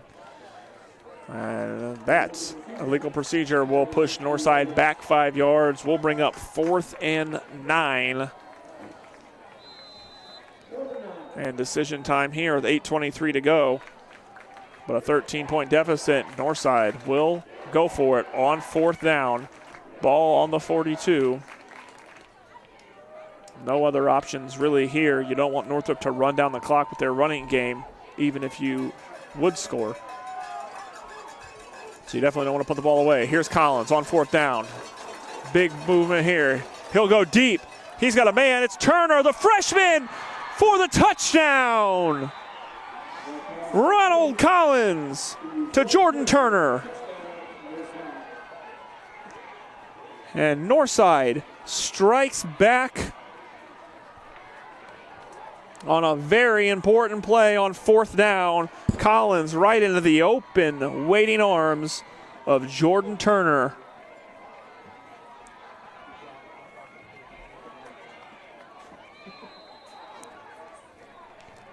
Yeah, we'll bring on the extra point. This is Braden West. That kick is up, and it is no good. So it'll leave us 37-30.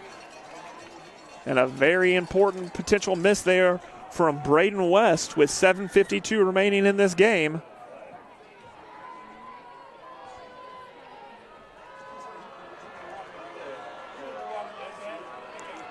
Let's watch that touchdown again. Collins, a very just well-placed ball into the hands of the freshman. Beautifully thrown from Ronald Collins. And the freshman, Jordan Turner, didn't really have to do much but haul it in and score. And Northside cuts this game to 37-30 with 7:52 remaining.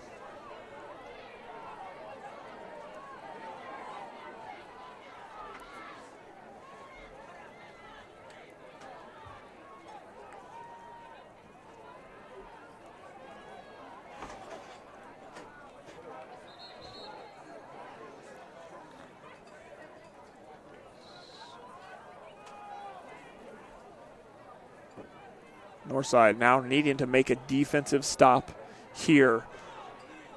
Halfway through the fourth quarter of play.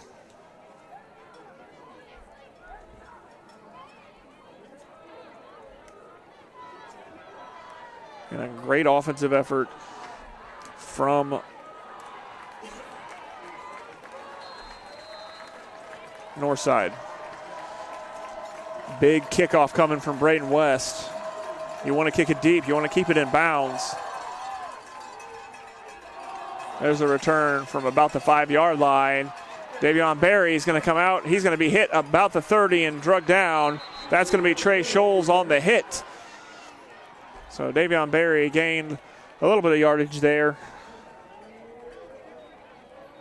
And has Northrop taking over 1st and 10 with 7:45 left in this game. From their own 30-yard line.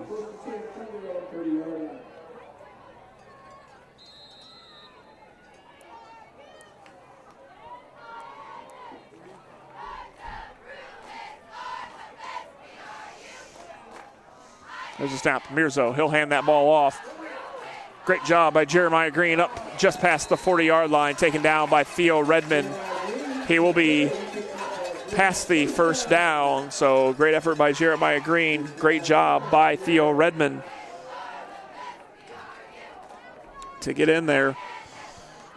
In the fourth quarter at Wayne, the Homestead Spartans leading the Wayne Generals 14-13. Homestead taking back possession of the ball. So Wayne caught themselves a break and a Dwinger loss, but still behind the Spartans late in that game.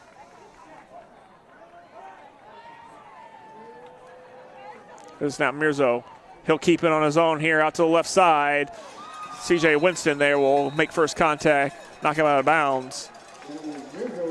Mirzo will be short of the first down, but gain of about 7 or 8 on the play for the Northrop quarterback. 7 minutes left in this one. As Northside looking to get a stop here and have a chance. The difference in this game have been 2 big pick sixes for Northrop. Amarion Green, Jaden Smith, both returning balls for touchdowns in this game. Smith in this quarter. There's Mirzo. He's going to look out to the right side. Cannot be hauled in by Quaylen Pettis. Thrown just behind the receiver.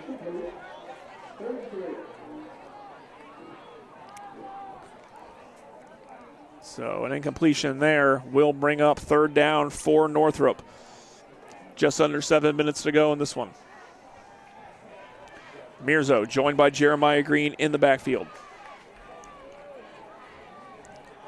Fourth quarter score from Carroll High School. The Concordia Cadets leading Carroll 40-21. Here's Mirzo. Play clock running down. He'll get the snap. He'll hand that ball off to Green up the left side. He's got the first down and then some. Brought down by Trey Scholes. But it'll be another Northrop first down. So a big 3rd down run from Jeremiah Green. In the 3rd quarter at Southside, and Bishop Lures Knights leading the Southside Archers 41-14. So those games, not much control there. The only one of intrigue still remaining, Wayne Homestead. And then, of course, here's another handoff to Green. He'll run into a wall and be taken down by 72. That's Arvonta Taylor, the senior, with the play for Northside, stopping Jeremiah Green. We'll bring up 2nd down and 9 for the Bruins. Ball on the Northside 42-yard line. A score here would likely be too much for Northside to overcome as we get late in the 4th quarter. Mirzo and Green lined up again. Back in the shotgun. Mirzo. He'll look to throw. He'll find Davion Berry there. Berry will cut up. He'll get it near the 30. It'll be C.J. Winston bringing him down by a jersey. So a 1st down for Northrop as they continue to march down the field and eat clock here in the 4th quarter, minimizing the Northside Legends' chances at getting this one back.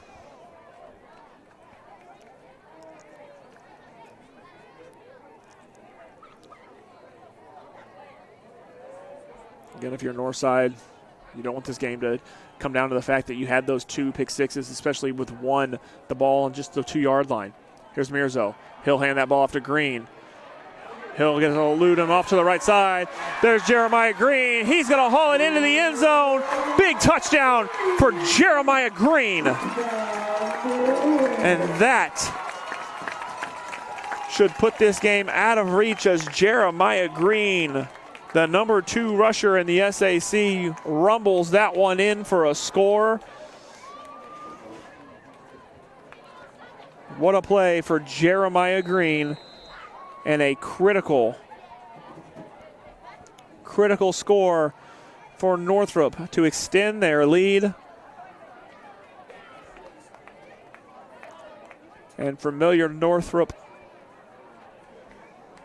activity, they will go for 2. Looking to extend this one to 15. Mirzo, he will keep it.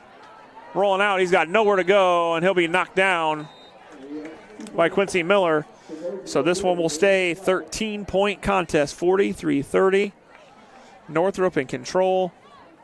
Let's take another look at Jeremiah Green, the 2nd leading rusher in the SAC.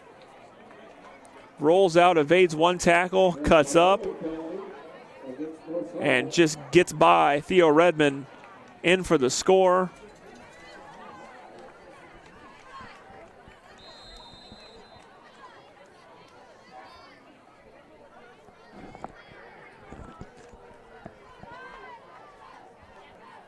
So apparently we had a penalty while I was showing that replay of some sort, and Northrop will get another chance at this 2-point conversion.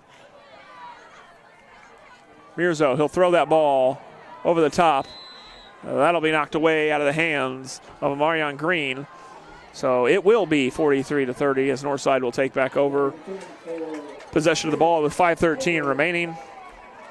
With 5:13 remaining, it's Northrop 43, Northside 30.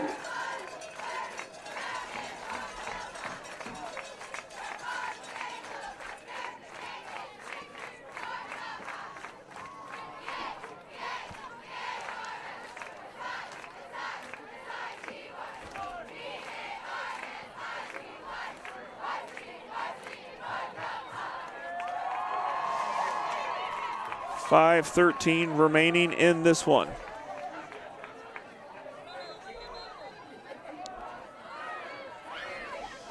And Northside will try to strike very quickly here. They have their timeouts left, but they have to strike quickly and they have to stop the Bruins. They have not been able to stop the Bruins much in this game, even when they have struck quickly. A terrific offensive effort from Northside, trailing by 2 touchdowns, but here's the difference. 2 pick sixes, not just 2 interceptions, 2 pick sixes for Northrop, and they have a 2-touchdown lead. Here's the kick. That one's going to be on the ground, and we have a flag And it'll be a false start there on the Bruin kickoff team.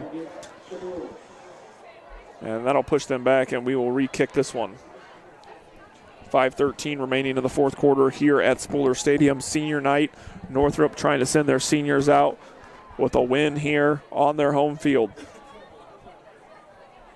Next week, the Bruins will travel to Zollner Stadium to play the Bishop Dwenger Saints. Bishop Dwenger still with the lead in the SAC, but a loss tonight ended their undefeated season.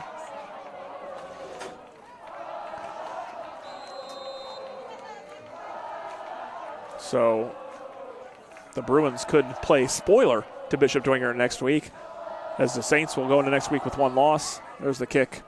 That's going to be fielded there about the 30-yard line by Redmond. He'll go up the left side. He'll break out towards the 50. Some room to run there up the sideline. He'll be knocked out of bounds at about the 44-yard line. So a good return from Theo Redmond. Puts Northside in good field position here. 5:06 remaining in the fourth quarter of play. Northside has all 3 timeouts remaining here in the closing minutes of this game.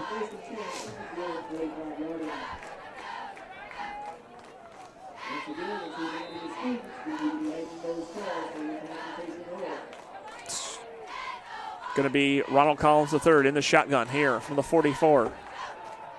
He'll keep this one. Flush out of the pocket. He'll be tackled for about a 3-yard loss on the play. It's going to be number 81. That's James Jones. And on the sack, one of the defensive anchors of this Northrop team, both last year and this year. And Jones's sack will cost the Legends just a yard.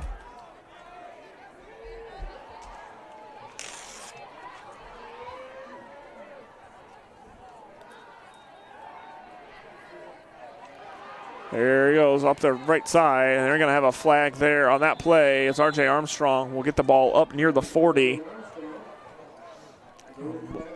But a flag will come in on the play. There will be a hold against the Legends. They'll push them back again.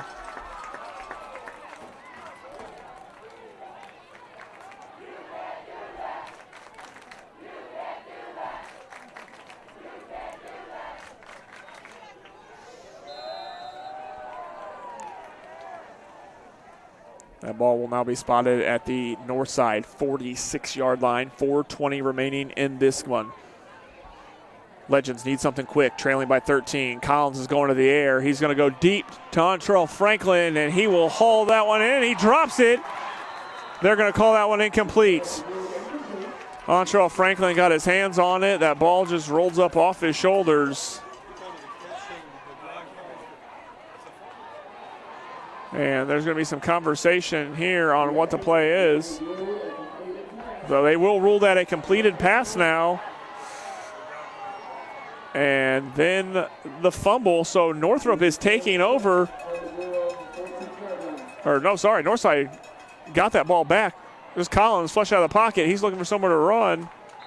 And he'll be stopped, held up there. So a lot of confusion on that play. They're going to rule the pass to Franklin complete. But then it was fumbled. And Northside regaining possession with the ball here on their 15-yard line. So it'll bring up 2nd and 10. 3:30 remaining in this game. Here's Collins. He'll take the snap. He'll hand that ball off to Alex Holiday Robinson. He'll look for room to run up near the goal line. Robinson will get it up to about the 3-yard line here. Just under 3.5 minutes remaining. Will bring up 1st and goal for the Legends.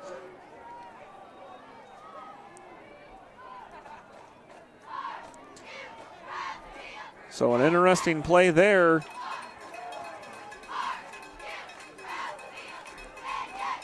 Collins will keep it. He'll gain about a yard before being brought down. So we hit the 3-minute mark of this one. Northside, 2nd and goal now. Needing to strike quickly and needing a quick stop of the Northrop Bruins. 3 timeouts remaining for Northside. Collins in the shotgun. Now down to 2:40 on the clock. Here's Collins. He'll keep it on himself. He will be brought down again at about the 2-yard line. That's number 51, Alex Satherwaite. And there's now 2:20 on the clock. Northside not using these timeouts. The clock continues to run, and this team still needs 2 scores. Now down to 2:10. 3rd down. Northside needing 2 touchdowns. There's the handoff to Alex Holiday Robinson. No, it's the keeper to Collins, and he's going to get across the goal line for the touchdown on the quarterback keeper. But a lot of time off the clock during that possession.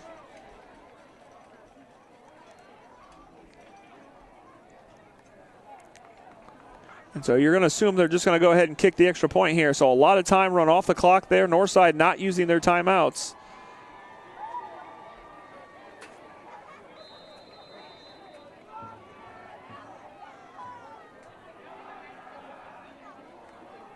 There's the kick. It is up, and it is good from Braden West. And it's going to make this a 6-point ball game with 2 minutes and 2 seconds left.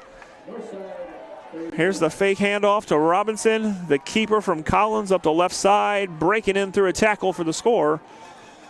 And Northside has cut this game to 43-37 with 2:02 remaining in this game.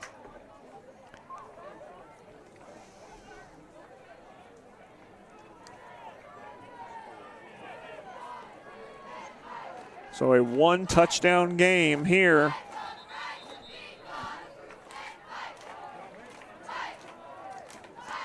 At Spiller Stadium, it's senior night. Collins on the keeper.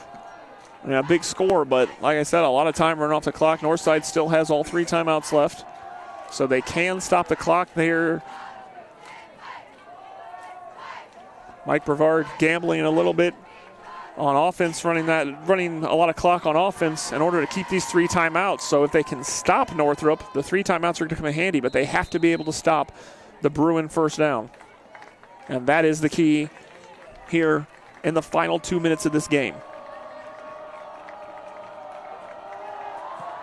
The kick from West is a booming one. That one is going to roll all the way back out of the back of the end zone. So a big kickoff for Braden West for the touchback. And that'll be important field position-wise for Northside if they can get the stop. But they have to be able to do that. The Bruins have been able to move the ball very well throughout the night.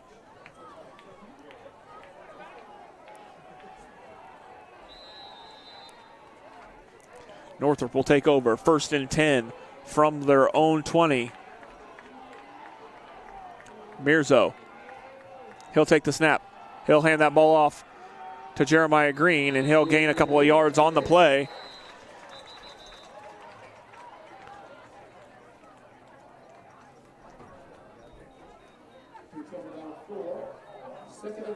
It'll be 4-yard gain for Green on that one. And Northside will take their first time out here in the second half. But 4-yard runs are not what the Legends want to give up right now, because a couple more of those and we have another first down. And the Bruins will have a chance to run this clock out. So Northside desperately needs a big stop and a big play here on 2nd and 6, because the Bruins are going to continue to hand that ball off to Jeremiah Green or keep it with Bailey Mirzo.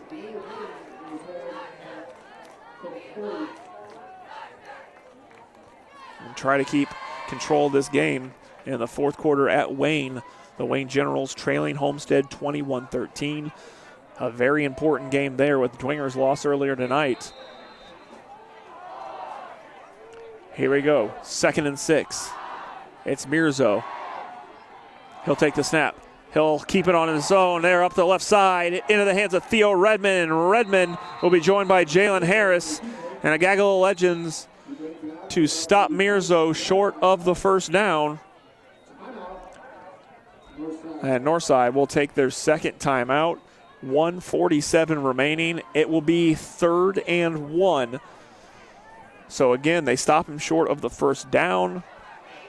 But a 5-yard run from Bailey Mirzo on the keeper. And this game will likely come down to this very next play. Or possibly 2 if Northside can stop him on 3rd. But if Northrop can get the first down here,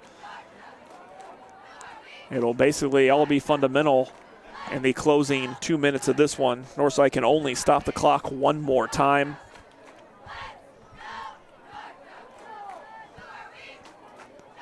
So important for the Bruins to get this 1 yard.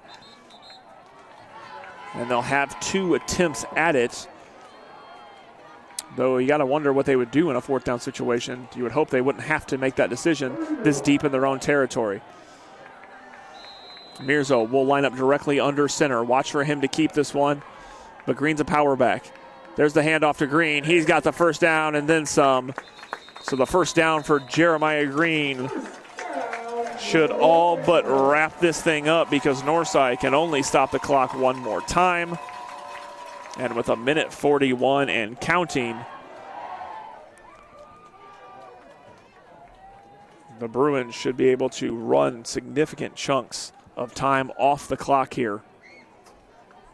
Ball on the 35-yard line. First down for Northrop.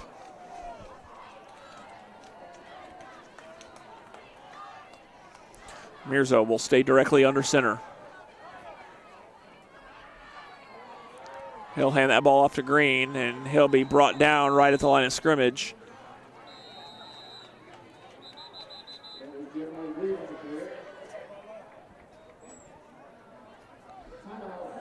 And that will be Northside's final timeout as Green gets nowhere.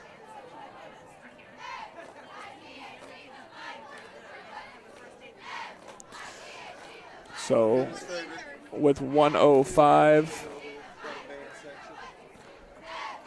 remaining in this game, Northrop leading 43-37, 2nd and 10.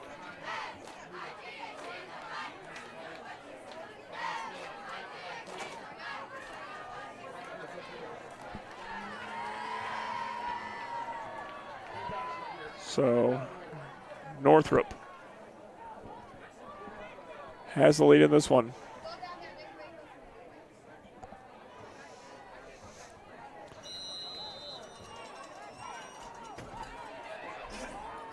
Here's the victory formation for Mirzo. He will take the knee on 2nd down. Now we'll bring up 3rd down for the Bruins. The clock ticks under a minute to go.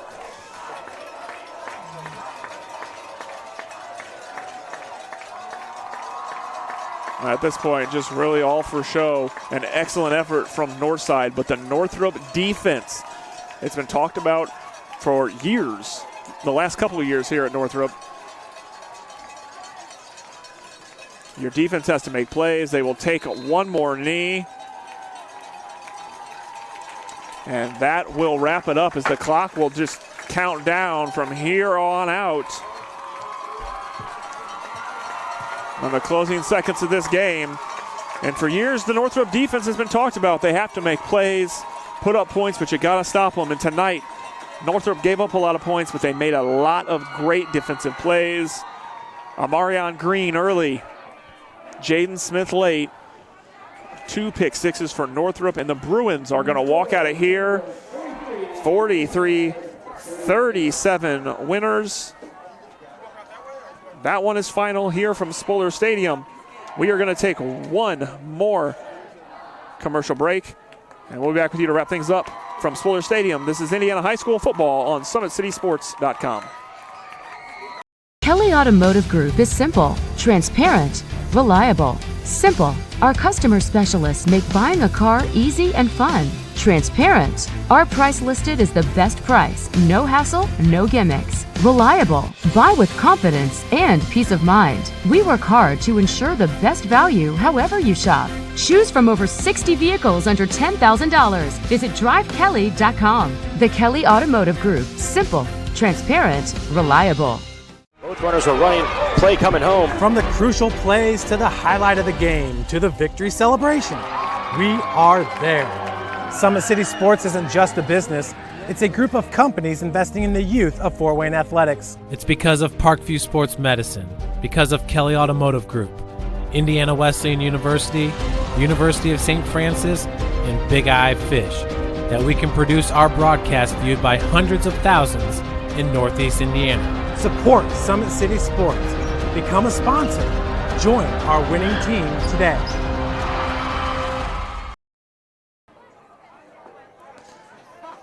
Back here from Spoiler Stadium, the final, Northrop 43, Northside 37. Let's take one more look at the touchdown that ended up being the difference maker in this game on the scoreboard. It was Jeremiah Green. The 30-yard run evading the Northside tacklers here in the fourth quarter. All the way to the end zone. That ended up being the game winner from the SAC's second leading rusher, Jeremiah Green, and a huge win for the Northrop Bruins, who improved to 3-5 on the season, where Northside will fall to 2-6. Northrop getting that score from Green late, the second leading rusher in the SAC. The SAC's leading rusher, Alex Holiday Robinson, for Northside did not have an outstanding performance tonight, but good enough to put him over 1,000 yards for the season. So he becomes the SAC's first player to get over 1,000 yards this season and the third player in the area to do so.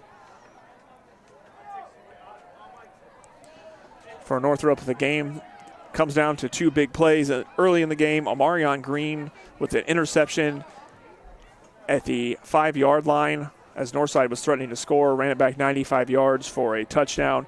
And then late in this one, another pick six, this one coming from junior Jaden Smith. So two different pick sixes, two very big plays for Northside.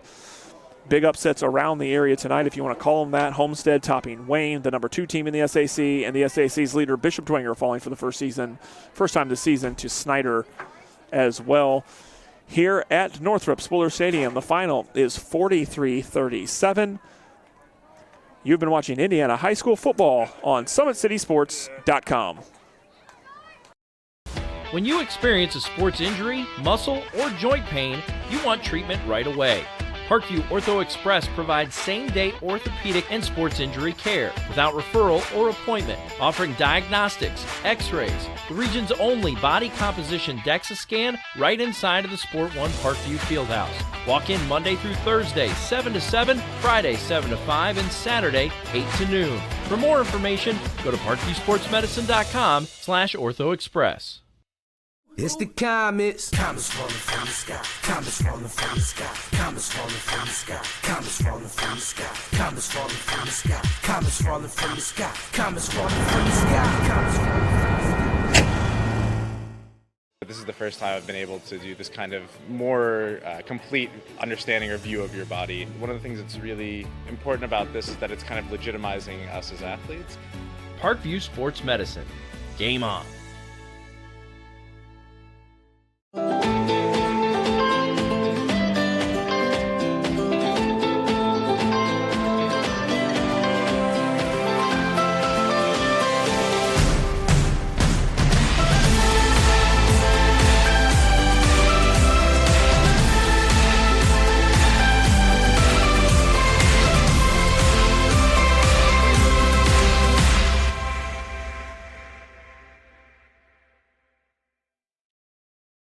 The Kelly Automotive Group is simple, transparent, reliable. Simple. Our customer specialists make buying a car easy and fun. Transparent. Our price listed is the best price. No hassle, no gimmicks. Reliable. Buy with confidence and peace of mind. We work hard to ensure the best value however you shop. Choose from over 60 vehicles under $10,000. Visit drivekelly.com. The Kelly Automotive Group. Simple, transparent, reliable. Concussions. They're a concern for parents of athletes in any sport. That's why Parkview Sports Medicine is leading the way with the area's first Concussion Clinic. Our integrated sports medicine team utilizes an innovative, evidence-based approach to manage athletic-related head injuries in those 14 and older, providing comprehensive care to get the athlete you love safely back in play. To schedule an appointment, call Parkview Sports Medicine at 266-4007. Reaching higher, pushing further. Parkview Sports Medicine. Game on. Get mad about blue. Get mad about your Fort Wayne Mad Ants. When looking for the best basketball action